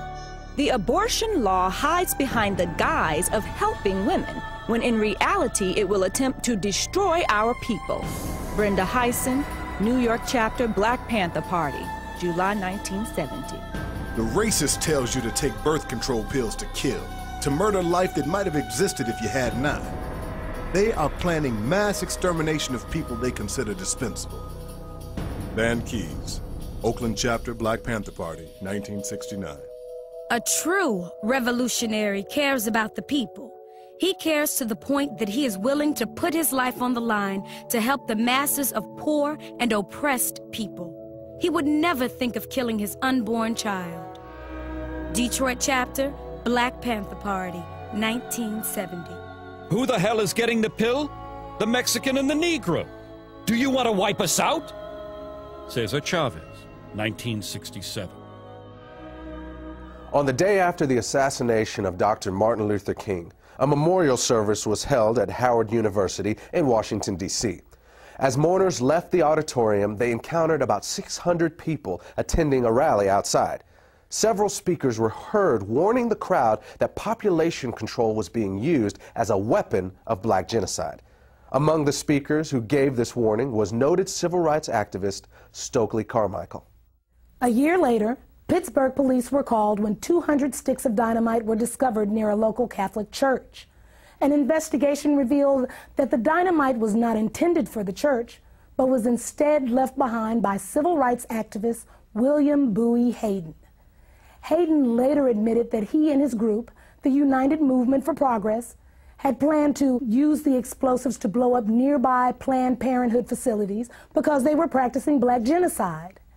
Hayden had once stated that any African American who supported allowing Planned Parenthood into black neighborhoods was an Uncle Tom. Into the black community stepped Planned Parenthood. Only when they came into the black community, they've become Planned Black Genocide. William Bowie Hayden, civil rights activist, 1971. Among those associated with Hayden was an African-American physician named Dr. Charles Greenlee. Greenlee had been a staunch supporter of Planned Parenthood, but became suspicious of the organization after noticing that black neighborhoods in his city were, as he described it, saturated with Planned Parenthood facilities, while nearby white neighborhoods that were just as poor did not have a single one. In an article published by the Black Muslim newspaper Muhammad Speaks, Greenlee said he had also discovered that deceptive materials were being circulated in the ghettos and delivered to the homes of black women, warning them that welfare recipients who had additional children would lose their public assistance. Greenlee knew that wasn't true and concluded that Planned Parenthood was pushing a hidden agenda. It was then he severed his ties to the organization and started working against it. The idea is to make less niggas so they won't have to build houses for them. If we keep producing, they're either gonna have to kill us or grant us full citizenship. Dr. Charles Greenlee, civil rights activist, 1968. It is strange that they chose to start talking about population control at the same time that black people in America and people of color around the world are demanding their rightful place as human citizens and their rightful share of the material wealth in the world. Jesse Jackson, 1977.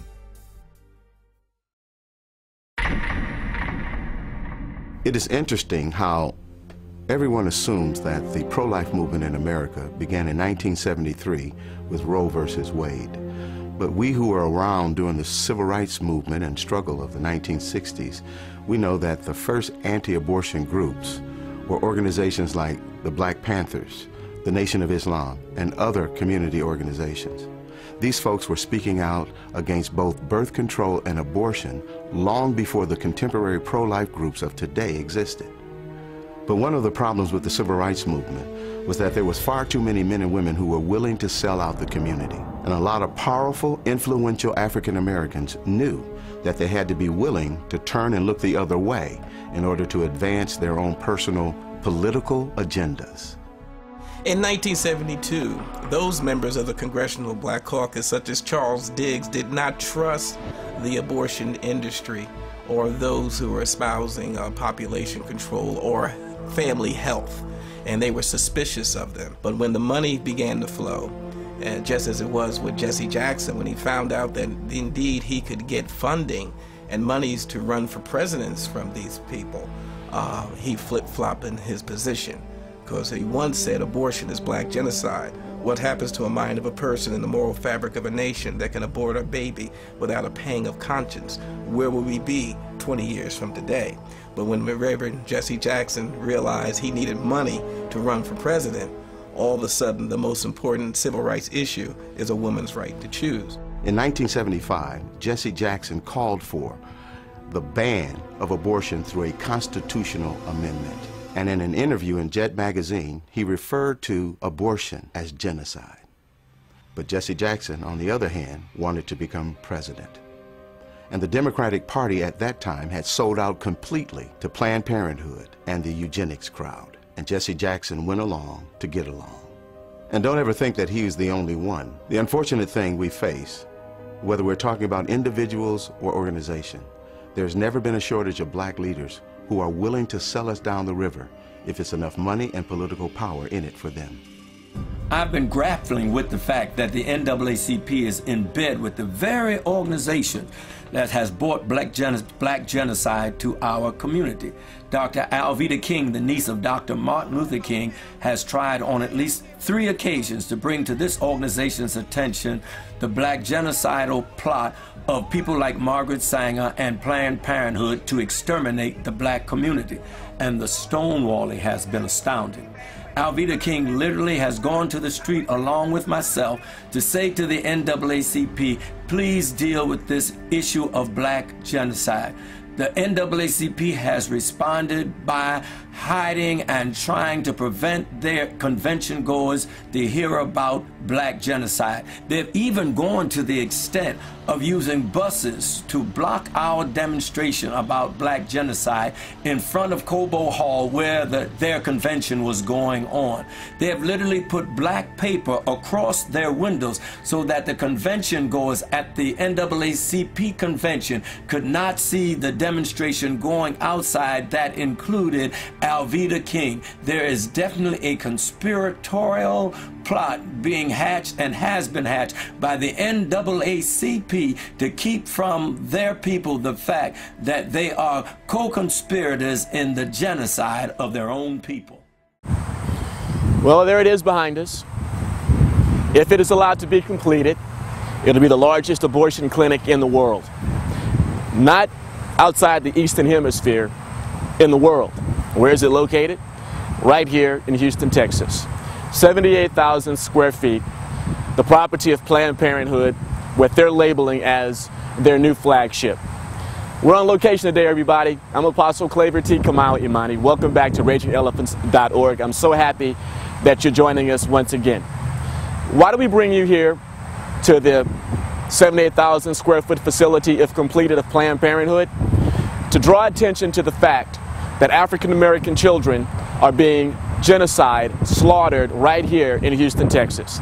Last year, by their very own records, it is noted that Planned Parenthood, an estimate, 21,000 children aborted, 7,000 plus African American.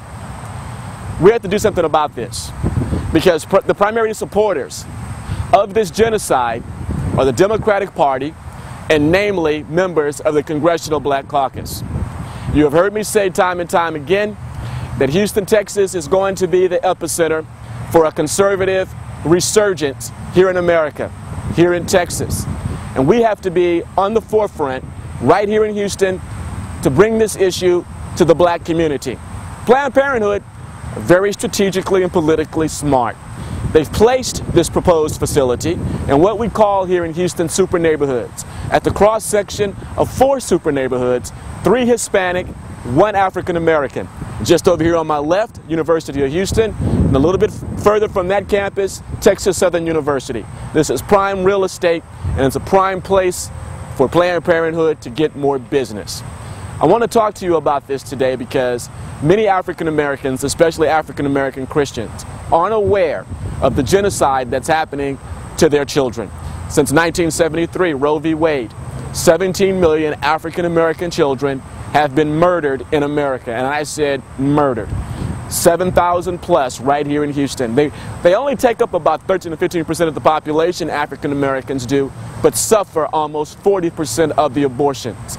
And who's the prime facilitators of this? Members of the Congressional Black Caucus and black elected officials all over the US of A.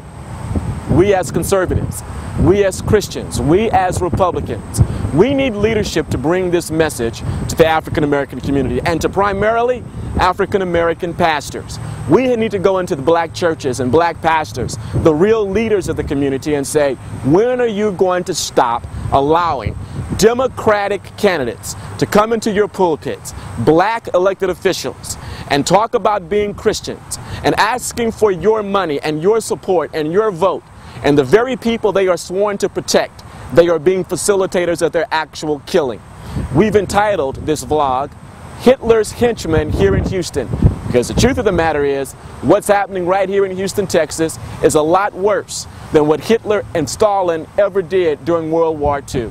It's an unknown, invisible slaughter. And African American pastors are allowing it to happen by allowing African American elected officials to continue to perpetrate this slaughter right here in Houston, Texas. Al Green, Congressman, Congressional District 9, took $5,000 from Planned Parenthood in his initial congressional campaign to get it off the ground. And the vast majority of members of the Congressional Black Caucus are endorsed by Planned Parenthood. Our 44th president, the first black president of this country, is the first candidate ever endorsed by Planned Parenthood. They are facilitators of the killing of our black children. The Democratic Party, the party of steal, kill, and destroy. And it's time for somebody to take the leadership, to take this message to the black churches, to the black pastors, and say, are you aware that the folks that you are supporting, that you are endorsing, are actually killing our children, actually killing our communities? Yes, the Democratic Party, the party of steal, kill, and destroy. We need to be vociferous and bold. Challenge black ministers to leave the Democratic Party, to stop voting for people, endorsing people, giving financial support to candidates simply because of their skin color. And that's why they're doing it. They don't, I'm saying black Christians and black pastors, they don't agree with what could be happening right here behind my right shoulder. All the black children that are going to be killed, they don't agree with that. If you were to ask them one by one, they're going to say they're against abortion, yet they continue to support black candidates that are in favor of abortion. It's time to stop. We need to challenge them. And it's time for us to tell them, leave the Democratic Party and come to the party, and I say the Republican Party, that stands for life and life more abundantly. I also challenge our Republican elected officials, both those that are in Congress, those in our state houses, and those who are party leaders. Where is your voice on this? Right here in Houston, Texas, in Harris County, in the state of Texas, I challenge our Republican elected officials to challenge African American pastors and leaders and say, stop the genocide. And now I'm going to ask you to support RagingElephants.org. Go to our website, click on that donate button, because if you agree with me that this message, this challenge has to be brought to the communities of color, then we're going to need your financial support to get this out there. Right there on that homepage, you hear our Obama ad. Listen to it. That ad needs to be aired on black radio, black Christian radio, all over Houston, all over the state of Texas, all over the US of A. They need to hear our president's voice saying he stands with Planned Parenthood and the genocide of black children. And then black voters are going to have to make a decision. Do you stand for the killing of your children, or do you stand for the life and the prosperity of your children? Republican officials are going to have to stand up and tell black folks, come home where you belong in the first place. And here's something else that needs to be done. What needs to be done is RagingElephants.org taking the lead. RagingElephants.org going into the black community, into the black churches, and making this information known to them. And here's something else needs to be done. You take this video, the link to it, and spread it to all your friends. Let's get this video going viral. Take this link and spread it to all your African American friends, all your Christian friends. Tell them to go to our YouTube channel and look at this video, get the facts. Go to our website where we're leading America's second emancipation. If no one else will take the lead, I'm here to pledge to you that RagingElephants.org will take the lead. We will stand up against Hitler's 21st century henchmen right here in Houston, Texas. We will hold our elected officials, black, Democrat, Republican, or otherwise, accountable for the genocide that continues.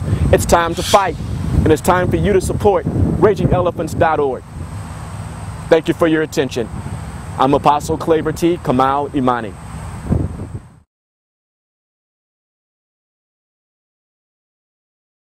When you look at the number of African Americans who portrayed us over the years, it's not always clear whether they are uninformed or just out-and-out traitors. When we see pro-choice politicians defending abortion on television, do they really understand the implications of abortion and that it is certainly used for black genocide? Reverend Benjamin Hooks, one of the former presidents of the NAACP, once personally told me that the NAACP would not bring this subject to the floor because they believed it would tear up the NAACP. Even the media has conspired with the NAACP to keep this issue from the attention of the black community and the public at large. I have seen the news media literally hide their trucks so that they would not be in a position to have to cover the demonstrations in front of Cobo Hall, only to bring them out after the demonstrators had left. This is an outrage that the black community is having the life of its babies destroyed, and the NAACP and the media are knowingly conspiring to keep this information from the public. This is an outrage, and it should be dealt with by every fair-minded American. The civil rights elite has forgotten the lives of unborn black children and has joined those who choose to kill them. Unbelievable! They have forgotten that in the past, racists snatched black babies from their mother's arms and sold them into slavery. Today they snatch them from their mother's womb and throw them in the garbage. Ishmael Hernandez, Executive Director, African and Caribbean American Center, 2003. When we look at this issue of civil rights leaders who sell out, even when they clearly know that birth control and abortion are being used for black genocide, we need to understand that by the 1960s, population control, especially black population control, had become almost a religion for America's white power structure. And from the start, they made it clear that if you crossed them, or if you challenged their agenda, they would chop you off at the knees. And that remains true to this day. Whether you're talking about the liberal social engineers who control the Democratic Party, or the wealthy elitists who control the Republican Party, or the media, or the academic community, these people have created a kind of family planning cartel that does not tolerate dissent. And they have always been especially ruthless about this when it comes to African Americans. A perfect example of this was seen in the case of Samuel Yet. Mr. Yet was an award-winning journalist who had earned a master's degree from Indiana University, was a U.S. Air Force veteran of the Korean War, and served as special assistant for civil rights to the director of the U.S. Office of Economic Opportunity. He was also a professor of journalism at Howard University and a columnist for several magazines and newspapers. In 1968, Yet had become the first African-American reporter hired by Newsweek magazine, and he quickly became their Washington, D.C. bureau correspondent. But then 3 years later, he wrote a book that exposed high-level plans within the United States to use birth control and abortion as instruments of black genocide. Then immediately after his book was released to the public, Yet was called into his supervisor's office and fired. At that meeting, he was informed that his dismissal had been orchestrated by the Nixon White House. The next year, Yet told the New York Times that pressure had been put on Newsweek to get him out of Washington. Then later, despite the fact that his book was selling well, had received at least 2 national awards, and was being used as a textbook in over 100 colleges, Yet's publisher dropped him and the book went off the market. What's important to recognize about this situation and others like it was that this family planning cartel was sending a message to those who might have influence within the African American community, whether they were politicians or journalists or college professors or civil rights leaders. They were being warned that when it comes to population control, they only had 2 options. They could either get on board with it or they could keep their mouths shut. And when people like Samuel Yet told them what they could do with their 2 options, they paid a price that few others had the character or the courage to pay. The copyright to Samuel Yet's book was eventually given back to him. Then, in 1982, Yet used his own money to republish it. The foreword of that edition was written by a well-known civil rights activist and co-founder of both the Harlem Writers Guild and the National Cultural Committee of the NAACP. His name was John Oliver Killings, and in that foreword, he gave his analysis of the relationship between family planning and the black community. The American ruling class had made a hard decision. Americans of African descent would either accept the miserable lot or die. The venerable Saturday Evening Post issued what might be termed as a white paper, in which it warned black America that they had better understand and accept the fact that absolute freedom and equality were not part of the game plan for them, and that the consequence of non-acceptance would be wholesale genocide. John Oliver Killings, 1982. The minister's work is also important, and also he should be trained, perhaps by the Federation, as to our ideals and the goal that we hope to reach. We do not want word to go out that we want to exterminate the Negro population, and the minister is the man who can straighten out that idea if it ever occurs to any of their more rebellious members. In 1939, Margaret Sanger wrote that in a letter to fellow eugenicist Clarence Gamble regarding the American Birth Control League's Negro Project. Gamble was an heir to the Procter & Gamble fortune and a major financial backer of Sanger's. He also provided funding for other eugenics projects and even gave money directly to the North Carolina Eugenics Board that sterilized Elaine Riddick.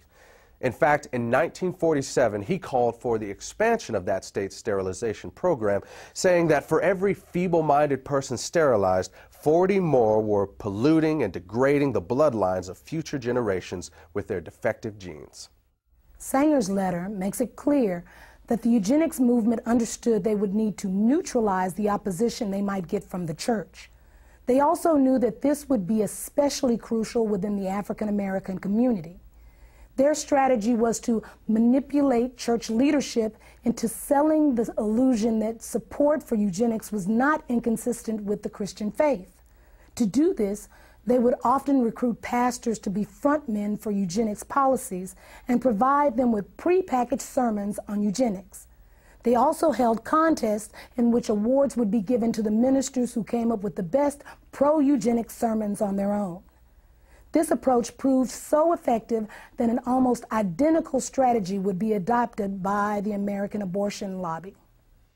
In January of 1973, the Supreme Court legalized abortion on demand throughout the United States, and almost immediately, the Religious Coalition for Abortion Rights was formed. Less than a year earlier, the following conversation had taken place in the Oval Office of the White House. It began on the 30th of March, 1972, and continued 4 days later on the 3rd of April. This is an actual recording of that conversation. The speakers are the President of the United States, Republican Richard Nixon, and members of his senior staff. A majority of people in Colorado voted for abortion. I think a majority of people in Michigan voted for abortion. I think in both cases, well, certainly in Michigan, they will vote for it because they think that what's going to be aborted generally are the little black subjects. As I told you, we talked about it earlier, that a hell of a lot of people want to control the Negro bastard. Yeah. Isn't that really true? So we know what we're talking about, population control. Sure. We're talking really, and what John Rockefeller really realizes, the people in what we call our class control their populations. Sometimes they'll have a family of 6 or 7 or 8 or 9, but it's exceptional. The people who don't control their families are the people that shouldn't have kids. Now that's the black population. Black Protestants in the city of San Francisco has gone from 3,000 right after World War II to where they represent 30% of the population of San Francisco. Yes, sir. The Religious Coalition for Abortion Rights was originally created with the financial backing of John Rockefeller, and its current president is an African American who was once appointed to the Washington, D.C. City Council by Richard Nixon. In the early 1990s, the organization changed its name and is today known as the Religious Coalition for Reproductive Choice.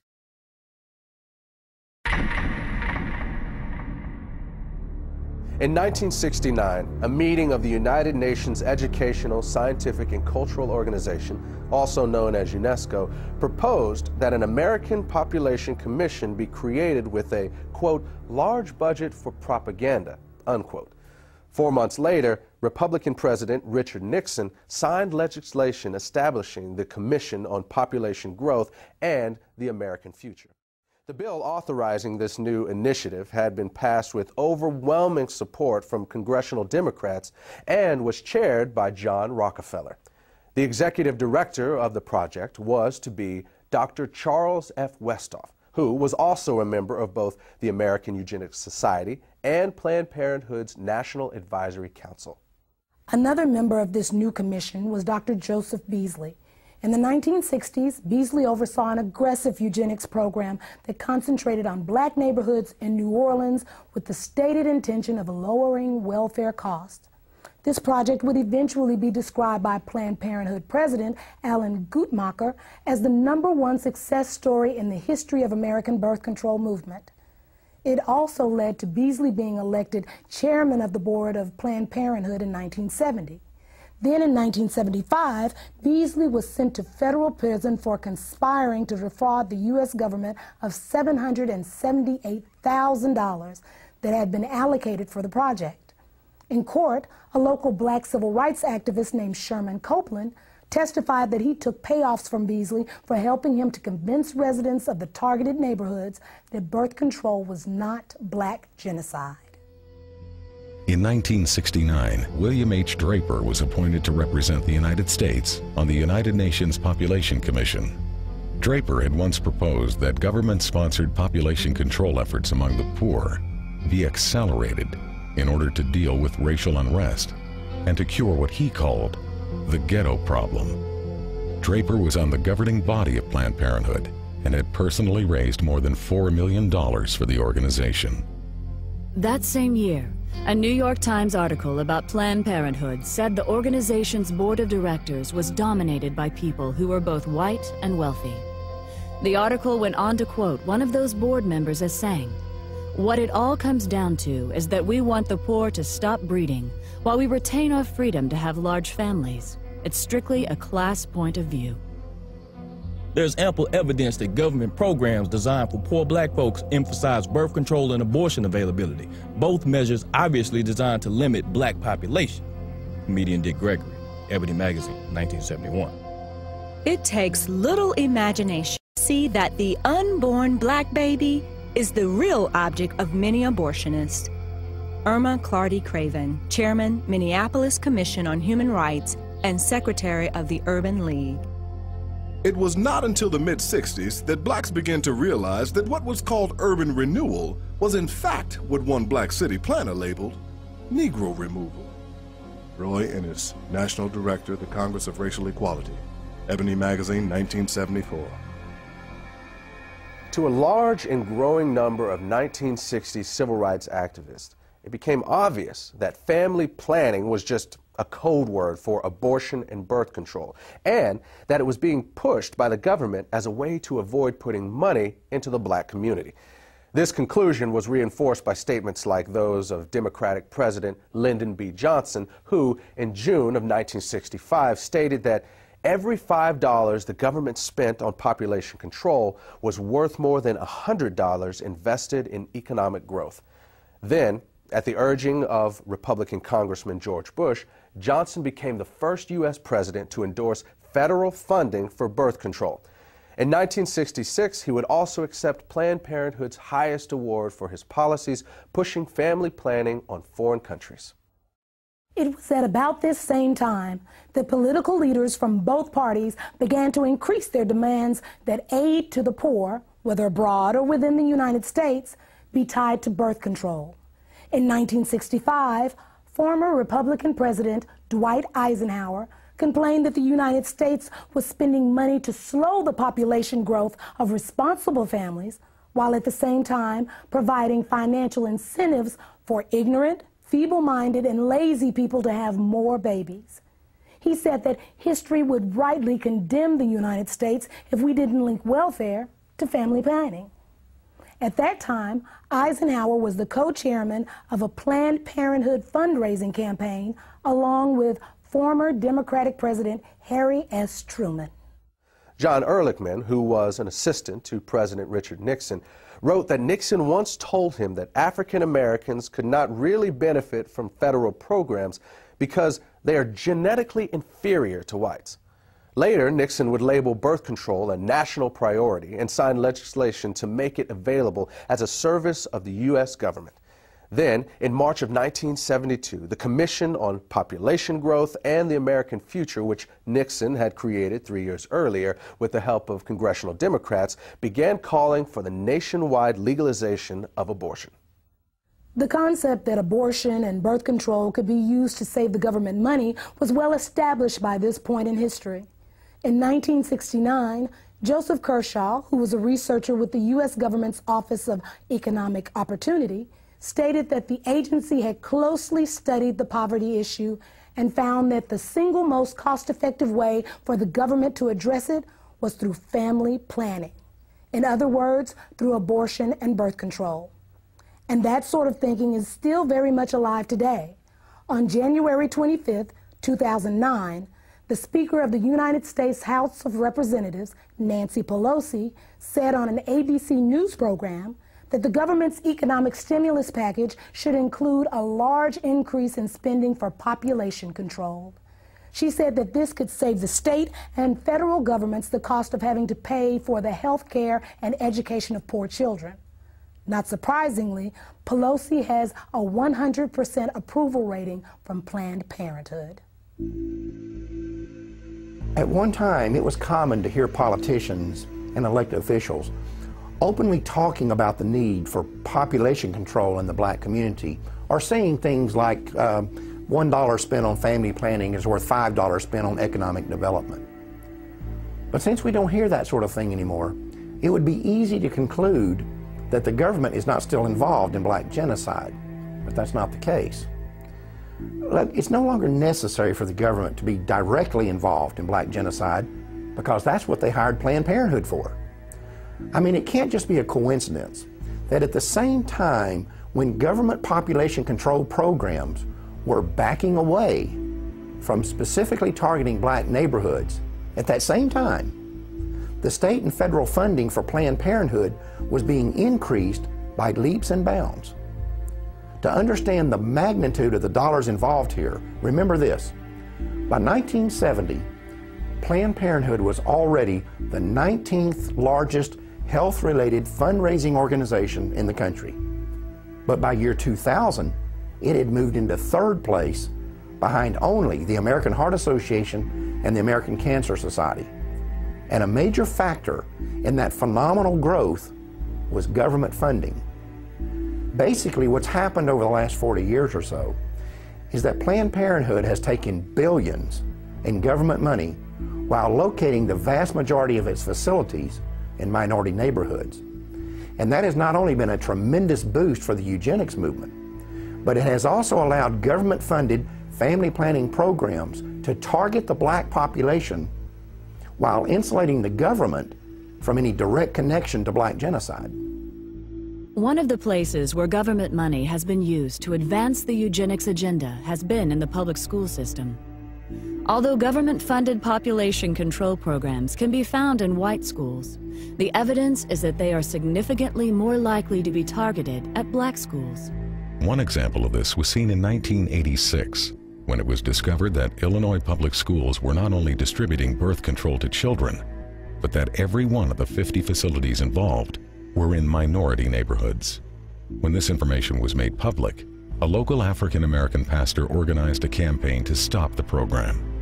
Reverend Hiram Crawford labeled the project Genocide, saying that the obvious goal was to go after the Hispanic and black population.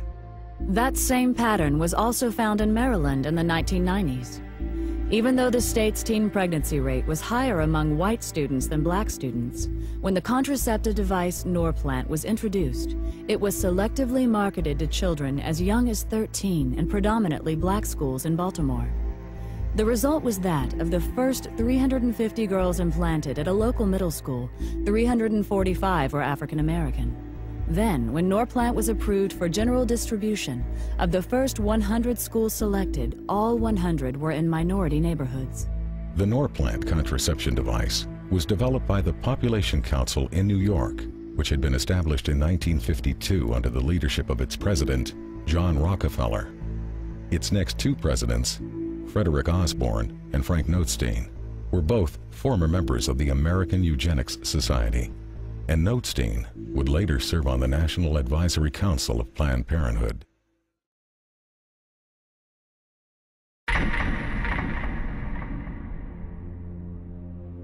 If you're going to curb population, it's extremely important not to have it done by the damn Yankees, but by the UN. Because the thing is, then it's not considered genocide. If the United States goes to the black man or the yellow man and says, slow down your reproductive rate, we're immediately suspected of having ulterior motives to keep the white man dominant in the world. If you can send in a colorful UN force, you've got much better leverage. Alan Guttmacher, president of Planned Parenthood and former vice president of the American Eugenics Society, 1970. 4 years after Guttmacher made that statement, America's National Security Council issued a report that was intended to define the United States government's official policy on controlling world population. It was called the National Security Study Memorandum 200, or NSSM 200, and it was formulated in cooperation with the United States Agency for International Development, the U.S. State Department, the Department of Defense, and the Central Intelligence Agency. One of its goals was to establish a strategy for reducing the populations of third world countries so that the United States could have increased access to their natural resources, particularly minerals and metals. Among the conclusions of NSSM 200 was that no country has reduced its population growth without resorting to abortion. The authors of the report then identified 3 non-governmental agencies that would be funded to carry out the government's population control agenda in the targeted countries. One of those agencies was Planned Parenthood.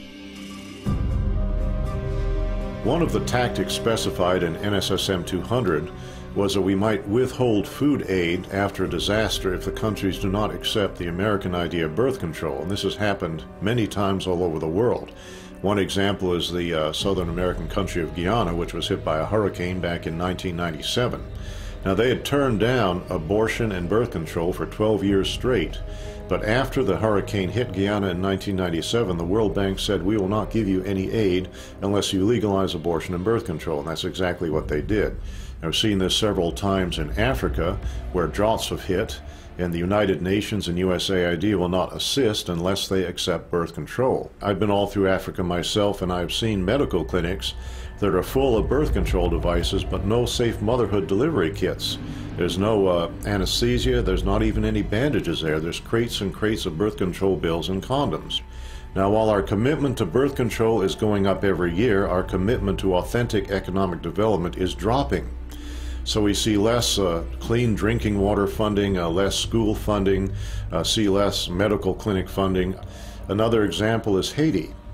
Haiti has been hit by hurricanes several times, and the United States and other countries are saturated with birth control. In Haiti now, any woman, 90% of women at least, can now get access to any kind of birth control they want to, government funded, but less than 20% of the Haitians have access to clean drinking water.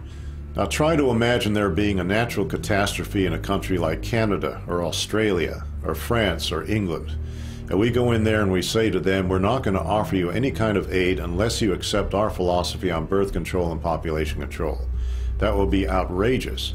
But that's our standard operating procedure when we go to a black country after a catastrophe of some kind. You cannot believe that we are going to treat people in a foreign country like this and not treat our own population of African Americans the same way. Consider what happened after Hurricane Katrina. One of the first things we did was bring in birth control and contraception. And as we all know, the hurricane disproportionately affected black families in that area. And I seriously doubt if the same kind of disaster hit a middle-class white area, the first response would be condoms and birth control. This idea that population control could be used to control a specific population was not unique to NSSM 200. For example, before the Nazis took power in Germany, abortion had been illegal, except to save the life of the mother. But under Hitler, the Hamburg Eugenics Court ruled that it would still be illegal for Aryan women, but legal for women of what they called inferior racial stock. According to the court, encouraging eugenic abortions would promote racial hygiene and protect the health of the German people. This new policy eventually led to certain women being threatened with execution if they refused to abort what the Nazis called racially worthless babies. At about the same time this was going on in Germany, the government of Bermuda was blanketing the island with population control facilities and openly stating that their intent was to limit the numbers of blacks. Then in 1958, blacks in the Caribbean rebelled against a Planned Parenthood-led birth control campaign that was exclusively targeted at non-white residents, while at the same time, prosperous white residents were being encouraged to multiply. Following a similar pattern, a 1965 article in the Pittsburgh Courier newspaper reported that under apartheid, the white South African government was relying on targeted birth control as its primary weapon to reduce the number of blacks in the country. Unfortunately, we now know that the U.S. government was not immune to this sort of thing either.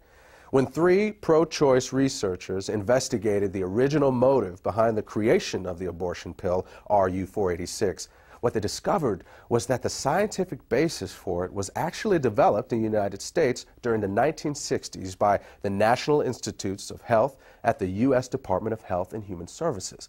In their 1991 book, these researchers claimed to have found data showing that this agency was looking for an inexpensive and effective drug to control the populations of foreign countries that the government had classified as underdeveloped. The abortion pill was to be tested in these environments and, if successful, the plan called for it to then be introduced into black, Hispanic, and Native American communities in the United States. In 1977, only 3 years after NSSM 200 was issued, The director of the United States Office of Population, Dr. Reimert T. Ravenholt, publicly stated that it was the U.S. government's intention to sterilize 1/4 of the world's female population. According to Ravenholt, one of the driving forces behind this campaign was the need to protect American financial and commercial interests. Ravenholt said that some foreign governments were refusing to give the United States permission to come into their country and control their population. He said that, in those cases, the plan was to be carried out by 2 private organizations with an enormous amount of financial support from the American government.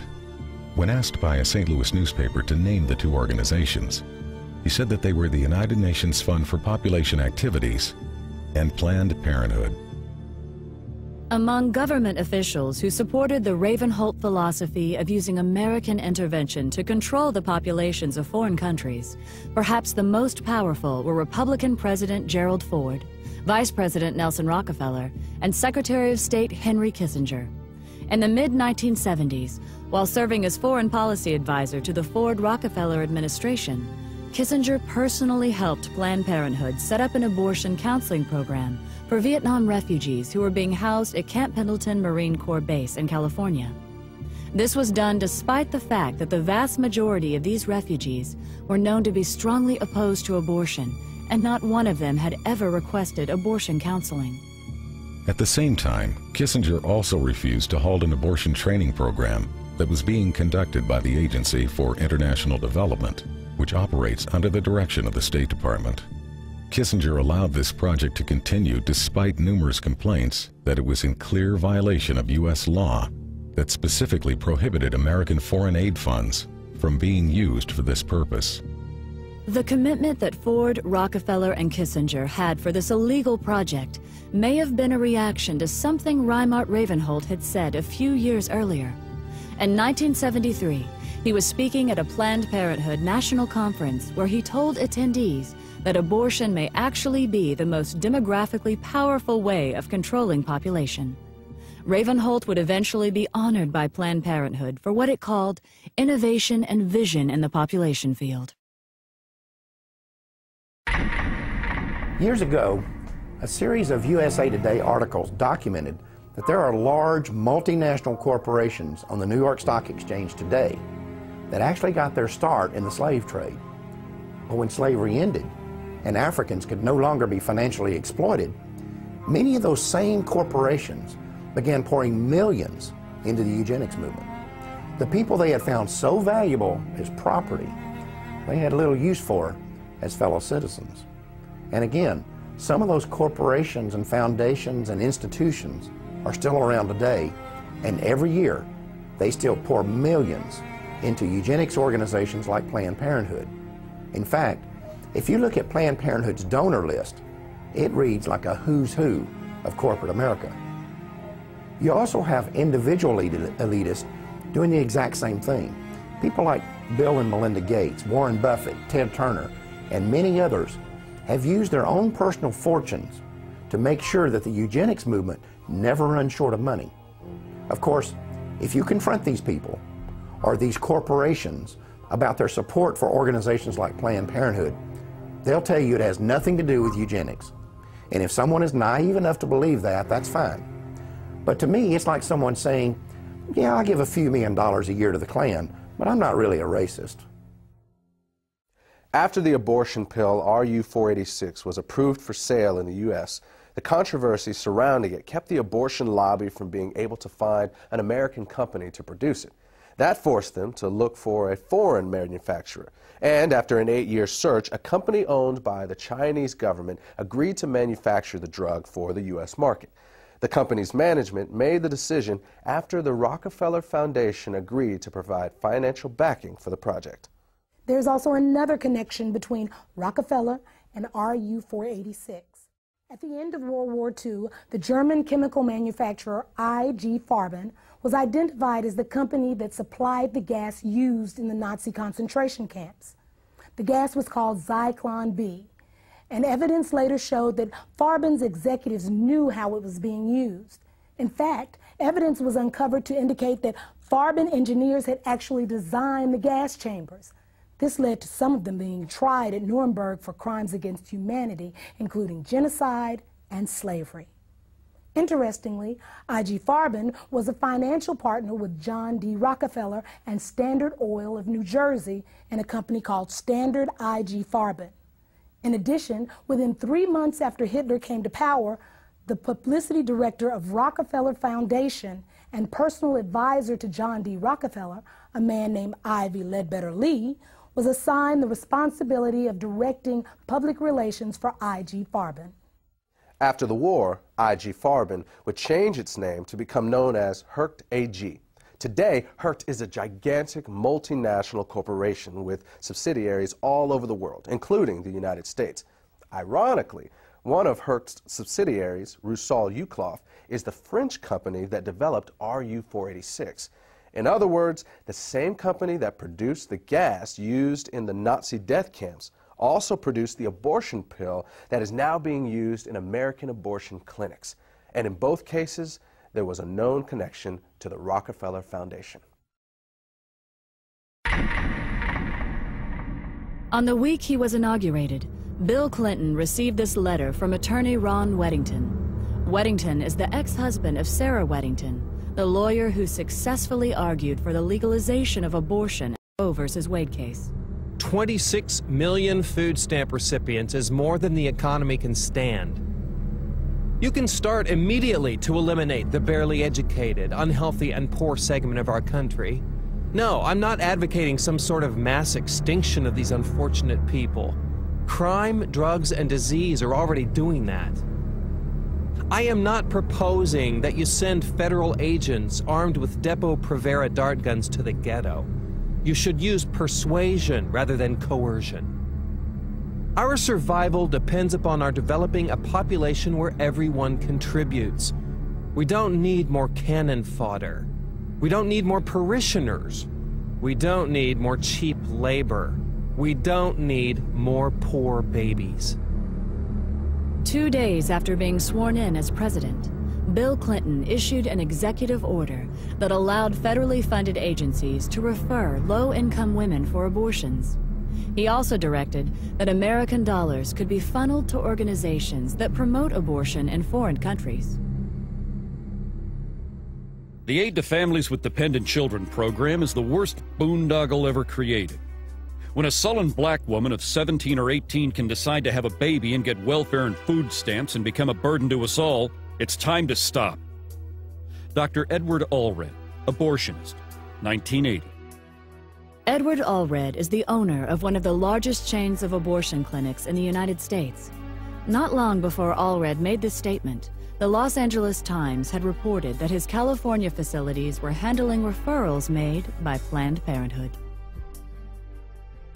Even as late as the 1960s, the wealthy elite who made up the eugenics movement never tried to hide the fact that their agenda was driven by financial considerations as much as it was driven by the desire to create racial purity. A good example of this was seen in 1967 when eugenicist and Nobel Prize winner Dr. William Shockley caused a national uproar when he stated that it was a waste of taxpayer money to create better schools and welfare programs for what he called ghetto Negroes. He claimed to have research showing that people of African descent are genetically inferior to whites in intelligence and simply not smart enough to take advantage of programs designed to help them. To save taxpayer money, he proposed that the U.S. government implement forced birth control to lower the reproduction of the inferior classes and then issue certificates to become pregnant that would be sold on the New York Stock Exchange. Shockley was a National Committee member of Planned Parenthood and a featured speaker at least one Planned Parenthood conference. When Florida abortion clinic owner Joyce Tarnow appeared on a local talk show, she gave the following reply when asked what America should do to help impoverished nations that are facing starvation or other natural disasters. Time is running out for us. In 1968, Dr. Paul Ehrlich wrote The Population Bomb.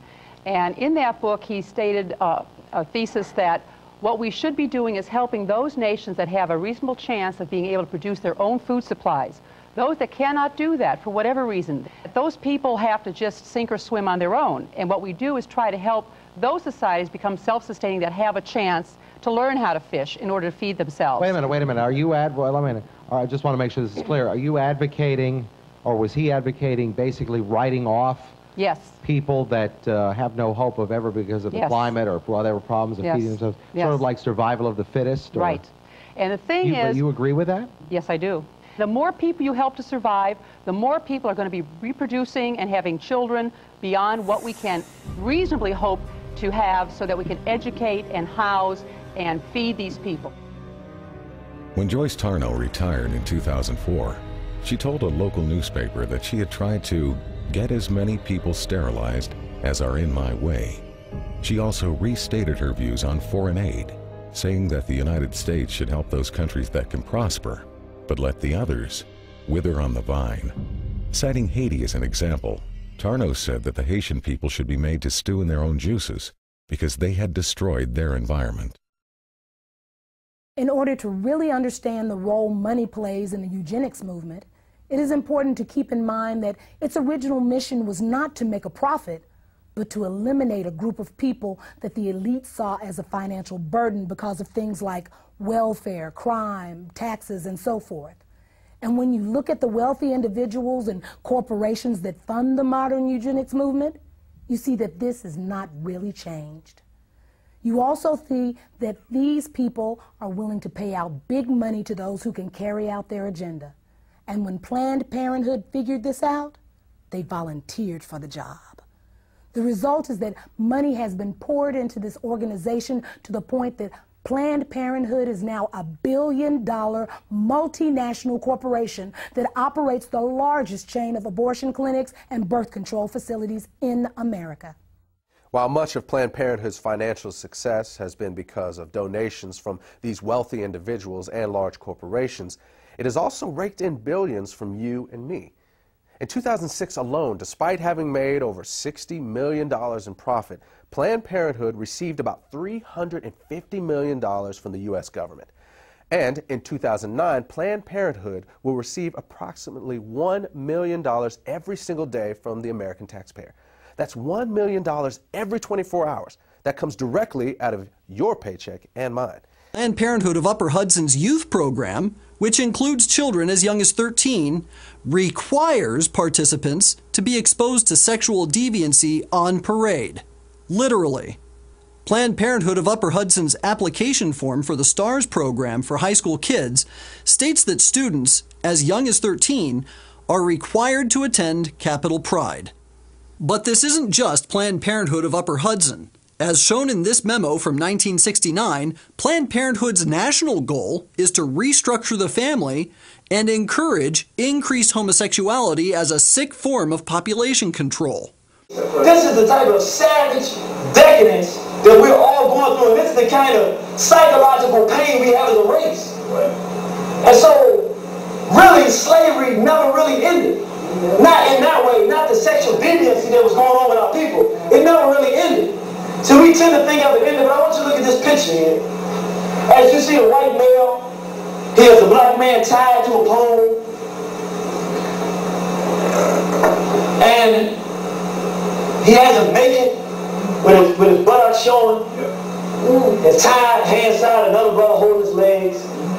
But I want you to focus on him, the one that's whipping. I want you to look at the one up on the hill. That's it. With his legs crossed and his shirt off. These are Europeans drawing themselves. See, the unspoken story is the story that black men don't talk about.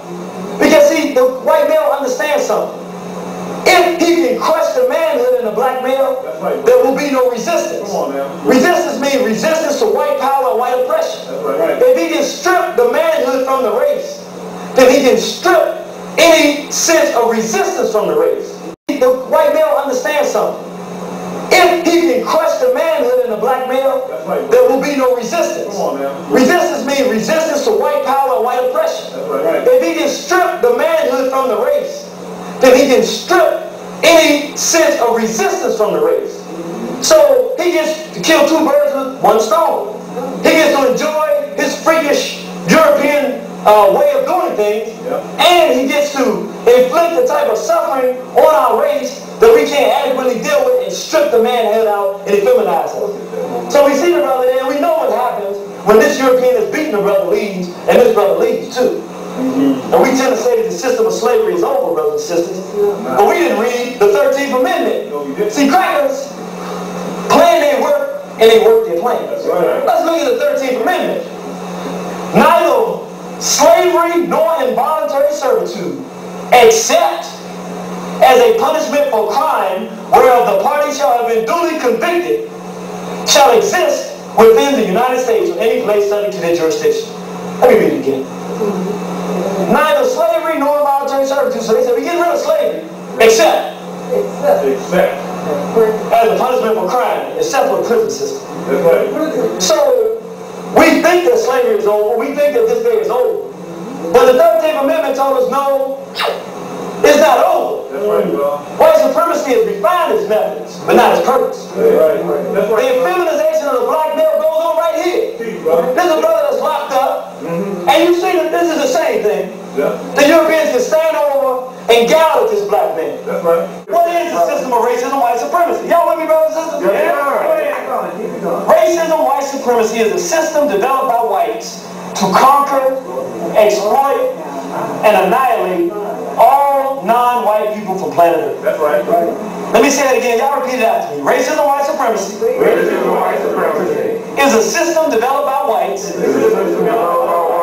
to conquer, exploit, and annihilate all non-white people from planet Earth. 500 years ago, there were 30 million red people in the North and Western Hemisphere, what we call North America, Canada, and South America. I have not, to this date, I'm not certain that I've ever seen one full-blooded one. Because they first conquered them, then they exploited the you-know-what out of them, and now they're gone. It's called genocide. And whites intend to do this with as little harm and distress to themselves as possible.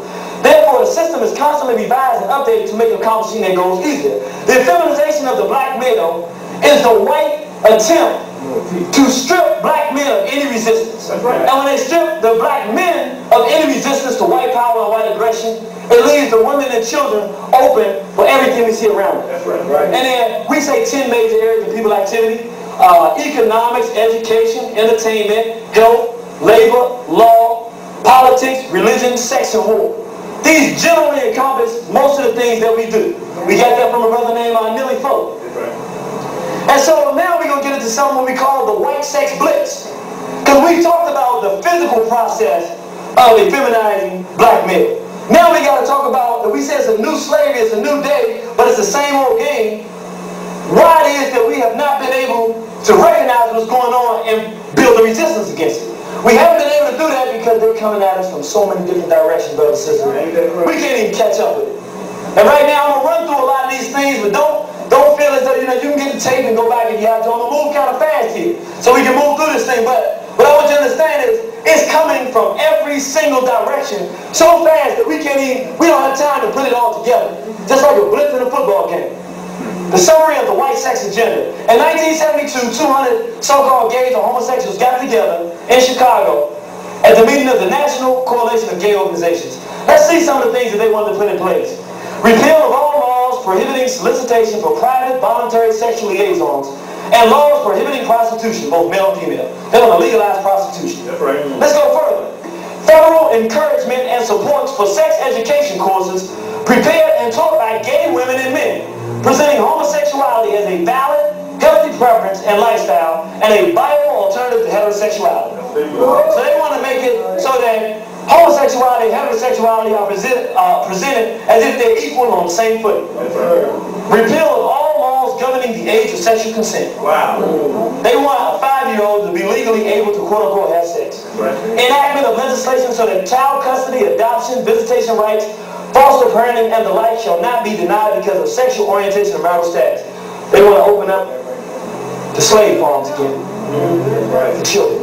Let's go after this. Educational institutions. We said federal encouragement and support for sex education courses. At Howard University, quote-unquote, the most prestigious black college in America. They have a multitude of gay organizations or gay-friendly organizations. This one of the flyers they put out. I remember how being young and black and gay and lonely felt. A lot of it was fine, feeling I had the truth and the light and the key, but a lot of it was purely hell. So the truth and the light of the key, they don't recognize that when a black man is raped, when that boy is raped, it's only a few things he's going to do. Either he's going to have problems dealing with society on a social level, either he's going to go out and begin to participate in this thing we call homosexuality, trying to say, if it was forced on me before, maybe if I do it by my own free will, maybe I can get rid of that sense of pain that I have inside me. Maybe I can get rid of that by constantly participating in this. Maybe he's going to go out and become a violent criminal. He's violent because he's going to run past you, 60 years old. You say, why would this young man walk up to me and beat me in the head and take my purse? Because somebody did something so violent to him, so repulsive and repugnant to him, he's so confused with so much boiling anger inside of him that he's going to return that rage and anger to people. He don't know that whites enforce this on him. He don't see that. All he knows is he got pain. And the only one to unleash that pain is to give somebody else that pain. Or he'll do the worst of all the worst. He'll start to repeat that cycle and continue to go on and molest and rape other people. Or if it's a sister who gets raped and molested, she only got a few options. Either she's going to have difficulty in establishing relationships that are going to be ongoing and lasting because it's just a feeling inside of her that she's trying to reconcile and she can't do it. Either she's going to go out and decide that she has difficulty dealing with men and really try to turn off the amount of relationships she has with men. She's going to go out and become so involved in sex because just like the brother, she's trying to make this thing that's supposed to feel good, this thing called sex, feel good, but she can't escape that internal bleeding and pain that she has on the inside from that first encounter or that encounter where she was stripped of her security as a woman. So she just goes and gives herself over and over with that low sense of self-esteem and self-respect. She feels like a toilet. And so she goes out and she does it over and over and over again. Or the Europeans have given us one more alternative. She can turn to a female. And so as opposed to dealing with it on that level, they promote it as if he's got the key to the riddle. He got the light because he knows how to be with other males. When in fact, you can look at the picture and see that they're suffering. Income child molestation, repeal of all laws governing the age of sexual consent. Let's go. Understanding love boys and boy lovers. I'm not just using this book to bring it forward to you to show you how, oh, this thing exists. Let me tell you something. Just like in 1972, we didn't know that gays was going to be pushing to be able to adopt children. They doing it now. You would not imagine the type of political pressure and the type of political backing that whites have now trying to enforce and legalize child sex. That's what I'm telling you. If you know how to watch commercials, you'll see little children and all kinds. Let me tell you, I can't tell you, when we do the book, you'll begin to understand. Just like the whites were in there with their homosexual agenda, the child molesters were sitting right in there. Most of them were males who deal with little boys anyway. So that's why this was part of the thing. Let's see what this book says. The most helpful thing that society can do to improve the mental health of boys in general to their sexuality would be to simply get out of the way and let them make their own decision with a minimum of interference. In most cases, boys are quite capable of dismissing unwanted attention. What's that? Sexual aggression. Little children know, the little boy, he's the one that wants it. He knows when he wants sex. A child don't even know nothing about sex. But they go further. The boy lover, they don't call themselves child molesters. That's why we don't use that term. This is the white sex offender. The boy lover will quite often be involved with boys' activities. This is simply another aspect of his inherent love for all boys. This makes him accessible to a boy who feels a desire and need for an older friend. So now they blame the victim. It's not that he wants to go and hunt little boys. It's that the little boy is looking for male companionship and he just wants to be there for the have. It's not a joke, brothers and sisters. You can't imagine it being legal if somebody's standing before you and if we don't back this thing up, let me tell you the argument. You done heard it before. Well, see, you can't tell nobody in the privacy of their own home what they want to do with their children. I mean, if they got an age preference, it's no different than a sex preference. All of it is freakish and outside of who we are as African people, as black people. But it's coming from all directions. Adoption for homosexuals, enactment of legislation so that the child custody adoption system will be available and equal for homosexuals. There we go. It is right there. There's the sex farm right there. Okay. They just don't call it a sex farm no more. Because you don't have to go to no farm, he goes to what he calls an adoption agency or foster care system. our children in these things. That's all they are, sex farms. That's all they are. They don't even think of it as an adoption agency. It's a place where if you want to pay, that's where you go. Look at these crackers. Look at what these crackers are doing to these little boys. What will become of these young black boys? They are dead. And we are dead as a race as long as we can establish for ourselves who we are and tell our enemies they got it back. You all paid very close attention to what you just heard. And looking at this brother here with his pants down. Now we think sagging comes from something in this time. Oh, that's a style, that's a fad, that's this, that's to come from prison life. No, prison life came from, or this institution that we have with the sagging of the pants came from right here. You see this brother hanging on this tree? Why is his pants down? Look at all these Europeans around him. Look at all these white men, these cavemen around him. Why is his pants down? This is a man. They took this man's manhood. That's why his pants are down. A lot of folks don't know what happened to the so-called black man. Well, let me tell you this. The homosexual acts took place on the slave plantation. The European, the caveman, the white man, the cracker. Okay? And let me explain cracker before I get into what I'm going to say.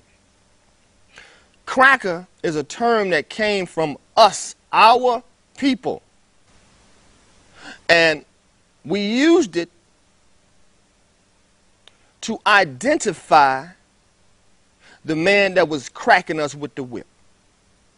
So we would be, let's say, talking amongst one another, maybe talking about yesterday or talking about how hell it is on this plantation, how much hell we going through. And next thing you know, we would see the cracker come through, the one who was beating us with that whip. And so everybody would say, here come the cracker. Kind of like today when we say, here come 5-0, or whatever they say in the street now for the police. But on the plantation, these Europeans, these crackers was raping black men and boys. Now, some of these black men had seeds. They dealt with women, even though they had been raped by a man. The white man, they dealt with women. You understand what I'm saying? So the down low kind of thing took place back then. The homosexual acts took place back then. And it got into the DNA of the child. Look at this young boy right here. Why is his pants down? It ain't enough for the white man to kill you. He got to pull your pants down, play with your behind, play with your testicles, cut your penis off. He may take the penis home and, be honest with you, take it home as a souvenir. And then you wonder why the black male is messed up, why today he is effeminized. Look at the black models, supermodels. A lot of them look feminine. Yeah, they be buff, whatever, but they still look feminine. The entertainers looking feminine. I mean, and in the street, the young boys walking around with their pants down, cuffed under the behind, with a belt on under the behind. That is homosexual, young brother. Please. I don't want to see what color your underwear are. But see, it takes a real man to deal with that issue. A real man. A group of real men. To deal, look at this. Look at this. This how the young men walking around today. Come on now. And we walk around like ain't nothing happening. He has appointed more homosexuals and lesbians to federal posts than any president in United States history, and more than Bush and Clinton put together in all 16 of their years in the White House. Wow, in one term? The term ain't up yet, brother. He's still got a year left. He's still got a year left, and he's already put in more than both of them two together in any president in history. That's right. That's right. That's right. And when I was telling people that the homosexual curriculum was coming, they looked at me like I was crazy. They said, no way they're going to teach our kids that nonsense. In fact, guess what they are using to hold up the African curriculums in most states? The reason you don't have African curriculums and African history course or whatever form it takes in most states in the country is because the homosexual groups blocked it. They said you are not going to teach black children who they are if you're not going to also teach them who we are. Wow. But the question Are you becomes, serious? Yes, sir. Yes, sir. Yes, sir. That is what we are dealing with now, gentlemen. And what makes it even worse... And there's no legislators... I'm sorry. No, not at all, there's no legislators that are outspoken, that are even trying to, that even not trying to or try to shed any light on the situation. No, sir. Because the homosexual machine. Go ahead, brother. Go ahead. I'm gonna play devil's advocate, and typically, quote unquote, Republicans are for Christian family values. You keep hearing this debate on should abortion be legal. The reason why you will never see Roe versus Wade get overturned, mark my words, you will never see Roe versus Wade get overturned, is because if you overturn Roe versus Wade, the population extermination movement against African people is automatically destroyed. They cannot afford to see that happen. They have put too much money into HIV, too much money into Ebola. They have put too much money into the homosexual movement to have it overturned by the United States Supreme Court. You will never see Roe versus Wade get overturned as long as there's black people breathing on American soil. And the reason why European politicians are not speaking out against the homosexual machine is because, one, it's too powerful. That's number one. Just like if you speak against certain European ethnic groups, the homosexual movement has amassed that type of power, brothers, where they can destroy your career for saying anything against what they stand for. So the average politician is afraid. Also, because the homosexual movement is so successful at recruiting people and recruiting across religions and recruiting across ethnic groups and recruiting across nationalities and races, that they know that to speak against homosexuality is to destroy your chances of re-election. The homosexual movement is too powerful today, brothers. Nobody is speaking out against it. Not even black politicians, and even more insultingly, we don't even have black clergy who have the guts to stand up and speak against it. When is the last time you heard a black minister speak out against homosexuality? They used to do it all the time. I think the last one was Eddie Long. Yeah, right. You follow me? So this thing is bad, brothers. This thing is bad. And so now you even see right now there are public school textbooks that have 2 women families, 2 men families. I believe there's a couple cartoons right now that are on cable and regular television where you have homosexual and lesbian families already. They're socializing the children to the lifestyle, gentlemen. And the earlier you put the seed in the mind of the child, the stronger the tree will grow by the time they reach adulthood. The earlier you lay the seed, the stronger the roots. So it will be hard to undo the menticide that's being done to the black children. Because now we have our baby spirits being polluted by the cancer of homosexual thought and behavior. In 2007, Live Action Films of California conducted an undercover investigation of Planned Parenthood offices in several states. Under the direction of the organization's president, Lila Rose, the goal of the project was to determine whether Planned Parenthood officials would accept financial donations on the condition that the money would only be used to eliminate African Americans. The following clips are from the actual recordings of those conversations. When I underwrite abortion, does that apply to minorities too? If you specifically want it to underwrite an abortion for a minority person, you can target it that way. You can specify that that's how you want it spent. Okay, yeah, because there's definitely way too many black people in Ohio, so I'm just trying to do my part. Okay, whatever. Well, blacks especially need abortions too, so that's what I'm trying to do. Well, for whatever reason, we'll accept the money. So the abortion could be, I could give money specifically for a black baby. That'd be the purpose. Yeah, absolutely. If you wanted to designate that you wanted your gift to be used to help an African-American woman in need, then we would certainly make sure that that gift was earmarked specifically for that purpose. Great, because I really face trouble with affirmative action, and I don't want my kids being disadvantaged, against black kids. I just had a baby. I want to put it in his name, You know, absolutely. so that's definitely possible. Oh, always, always. So, would it be possible for me to donate that money specifically for these minority groups so that they could have access to abortions? Yes, it would be. Wonderful. And could I specify that abortion be done, or those abortions be done for a particular minority group, or how does that work? If you wish, you can. Okay. So for example, the black community in Tulsa, because I have connections with that, would it be possible to give the money specifically for that? You sure can. Wonderful. Great. So can I give you my credit card number? Yes. Wonderful. Just one more thing. The abortions will be done specifically for the black community abortions. I will mark it in such a way that definitely it will. Oh, great. On a black baby. Yes. Thank you. Great. The exact amount we charge right now is $450 for an abortion. Okay, $450. Mm-hmm. And we can definitely designate it for an African American. Wonderful. Yeah.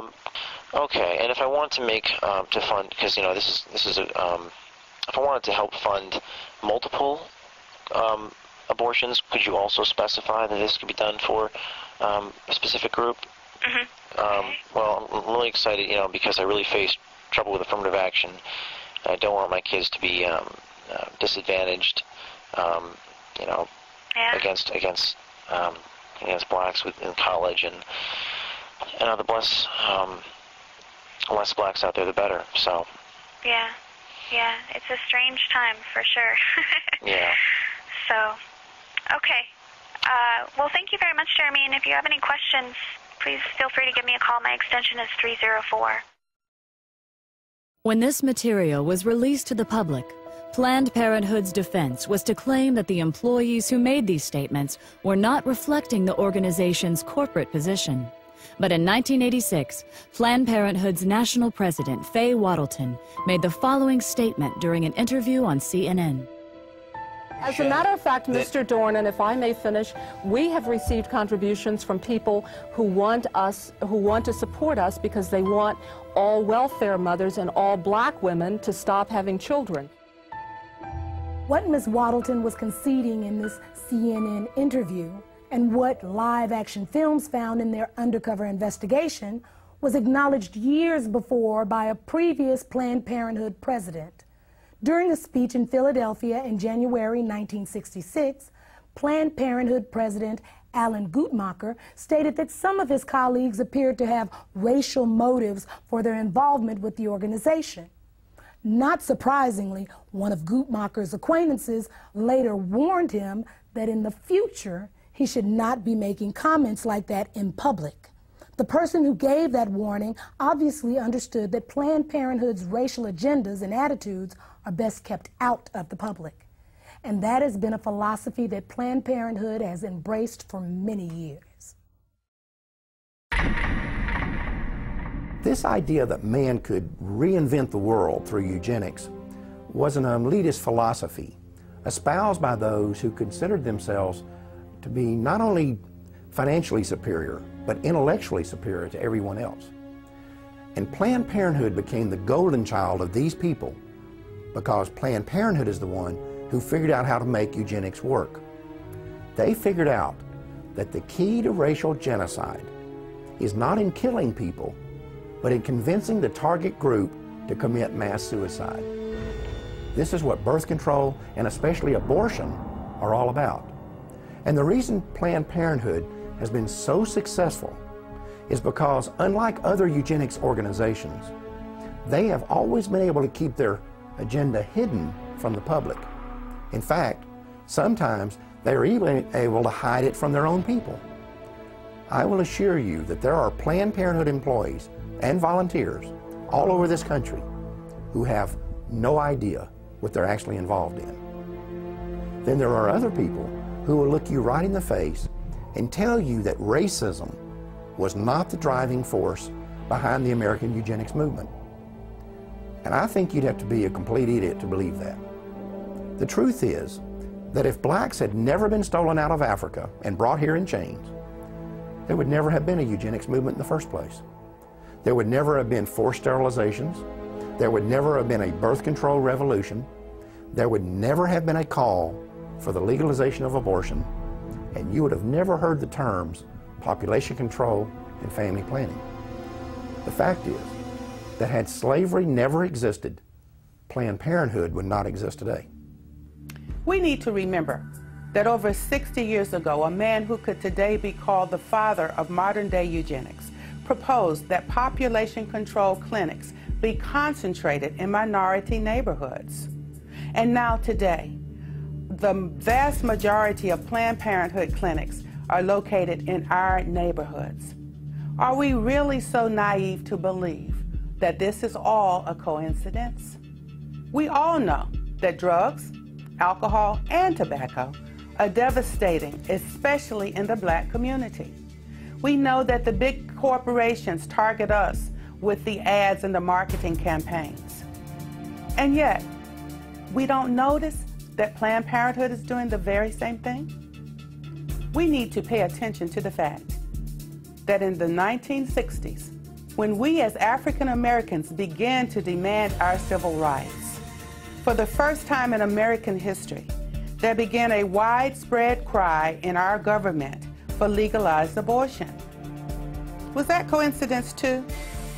Or could it be that when we said we would no longer sit on the back of the bus, a place was being reserved for us down at the abortion clinic? For most people, it may be hard to conceive that the ethnic cleansing going on today through legal abortion began with the fear of freed slaves. But as you have seen, that is exactly what happened. When colonization failed, Charles Darwin and Francis Galton were there to tell the world that people of African descent were just one small step above the ape. And white elitists embraced that philosophy, not because they had studied it and found it to be true, but because it gave them the permission they needed to wipe us out. And that launched a chain of events that quickly took on a life of its own. Every time one eugenics strategy failed, another was invented to take its place. It was a pattern that would be continued from one generation to the next until they finally discovered the strategy that worked. You know, when you study the Nazi Holocaust, you can see these films of Jews running into ditches to be shot in the head. You can even see films of them actually walking into the gas chambers. And it's tempting to ask yourself why they didn't fight back. I mean, if you're going to be killed anyway, what do you have to lose? Perhaps the answer is that they simply could not believe it was really happening. Maybe the normal human mind is just not wired to accept that your fellow man is capable of such senseless brutality on such a scale, even when you see it happening with your own eyes. As African Americans, we need to recognize that we are doing the same thing. We need to understand that terms like pro-choice and reproductive rights and family planning are nothing more than marketing slogans. They're just code words that organizations like Planned Parenthood use to hide the fact that we're voluntarily submitting to the will of those who have been trying to exterminate us since the day slavery ended. At the beginning of this program, we told you that the Maafa didn't end with the freeing of the slaves, and that in fact, it hasn't ended yet. Now you've seen the rest of the story. Now you know that legalized abortion is more than just a crime against humanity. It is also the continuation of a 150-year-old racial agenda that was founded in Black genocide. And I hope that you have also come to see that as long as abortion remains legal, the Maafa cannot end. Thanks for watching. Brothers and sisters, it is time. Yes, it is. Amen. Brothers and sisters, it's time for us to go to the streets on this issue. Yes, it is. Amen. We need to be in the streets on this issue. Amen. If we look the other way, while our smallest brothers and sisters are being lynched in the room, we lose the right to be outraged that we were once lynched by the Klan. When white supremacist Tom Messer tells his followers to invest their money in ghetto abortion clinics, he's not talking about reproductive rights. He's talking about reproductive racism. Yes, he is. When two guys write a book talking about Steve Levett, John Donahue. When two guys, Steve Levett and John Donahue, write a book in which they claim that the high rate of abortion keeps the rate of crime down, be assured, they know that a vast majority of American abortion clinics are in black neighborhoods. Oh, yes, they do. Oh, yes, they do. Come on. They know they're in the minority neighborhoods. What we need to understand that when we let Planned Parenthood into our schools, when Planned Parenthood put their death camps, when we let them put their death camps in black communities, in our communities, and when we sit back and let an elected government official take money out of our paycheck to pay Planned Parenthood, we have been played like fools. Oh, yes, we have. Jesus. The fact is, if we tolerate something as evil as abortion, we cannot be surprised if it turns around and is used against us. We can't be surprised if it's turned around and used against us. We can't be angry if it's turned around and used against us. Notice for sure, as long as abortion is legal, in America, we will never be able to stop it being used to commit black genocide. That's right. Amen. We'll never be able to use it as a weapon for what I call the Maafa. The fact is, if we tolerate something as evil as abortion, we cannot be surprised or angry when it's turned against us. Said that one, didn't I? You know it's easy, well, you know it was easy to spot the enemy when he was a redneck, toothless redneck. Probably spent about 3 years trying to get past the 4th grade. But today, our enemy don't wear white hoods. No, they don't. Come on, man. Today, our enemies wear a white lab coat. Yes, with a stethoscope around his neck. Yes. And what gets really aggravating sometimes, like a pimp, sometimes he's black. Come on. I will also tell you this, every time we vote for politicians who tell us they are pro-choice, it's like we're spitting on the graves of our ancestors. Our ancestors did not break the chains of slavery. They didn't escape the plantations and the cotton field just so we could actually then take power and give it to political people who are there to wipe us out. Jesus. That's right. Amen.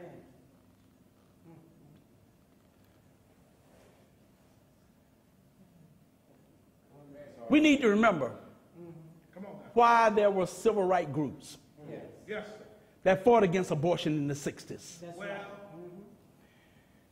We need to understand what it was that Harold Crawford and Irma Carver and Craven was talking about long before abortion became legal in this nation, when they stood up and they noted there's a real connection between poverty, abortion, and genocide. Oh, yes.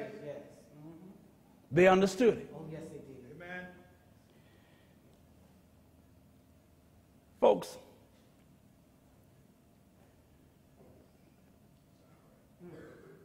you know, it's time we looked at what's been done to our children. Come on now, Pastor. I had the privilege of meeting Mamie Till in Chicago years ago. Yes.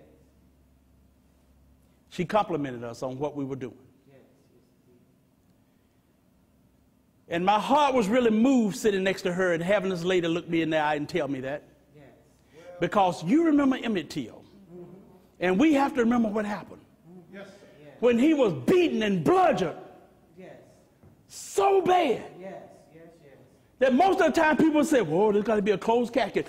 His mother decided, no. She demanded an open casket because she wanted the world to see what they had done to her baby. That's right. Amen. That's right. And it's time we now look and not look away and look what has been done to our children in the womb. Yes. It's womb lynching. Yes, it is. Yes, it is. Come on now. Now, the point is not that killing a black child is worse than killing a white child. No.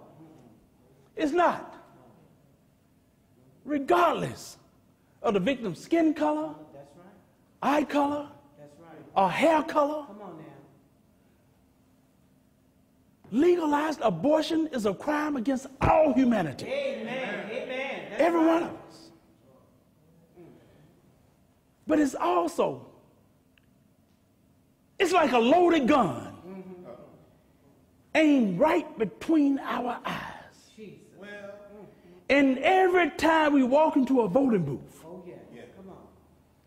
and we help elected politician who says he pro-choice, by pulling that lever, every time we pull that lever for a pro-choice, we pull the trigger on that loaded gun. And a child dies. Amen. Yes. All right.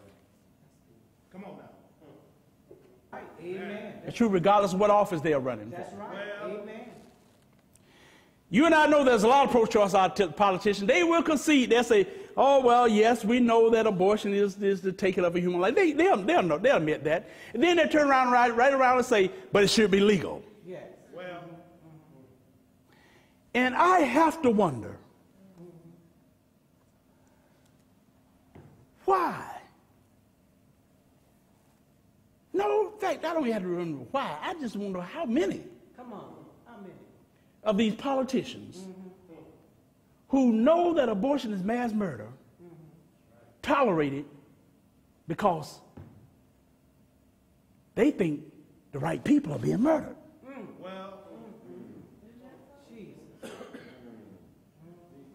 Now, I don't know the answer to that question. But I do know this. I know that if the Klan, with or without their hoods, were to open up a whole chain of abortion clinics, and they were to concentrate them in the black communities, we would be smart enough to know what's going down. Yes. Amen. Amen. Amen. But I'm telling y'all something, brothers and sisters. We should be smart enough to know what's going down now when Planned Parenthood and these other abortion businesses do the same thing. That's right.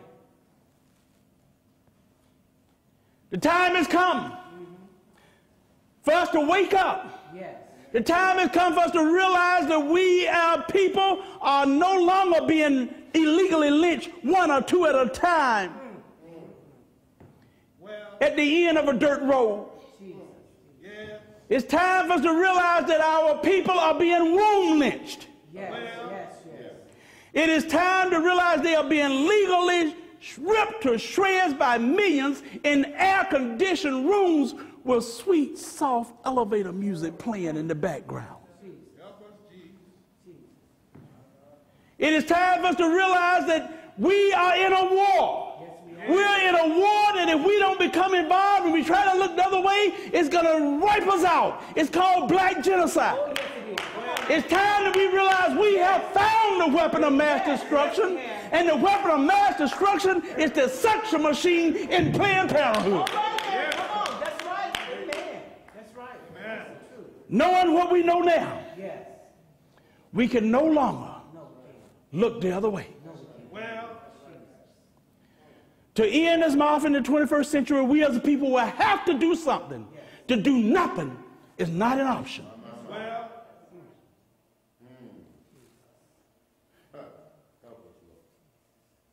The only question left to answer is,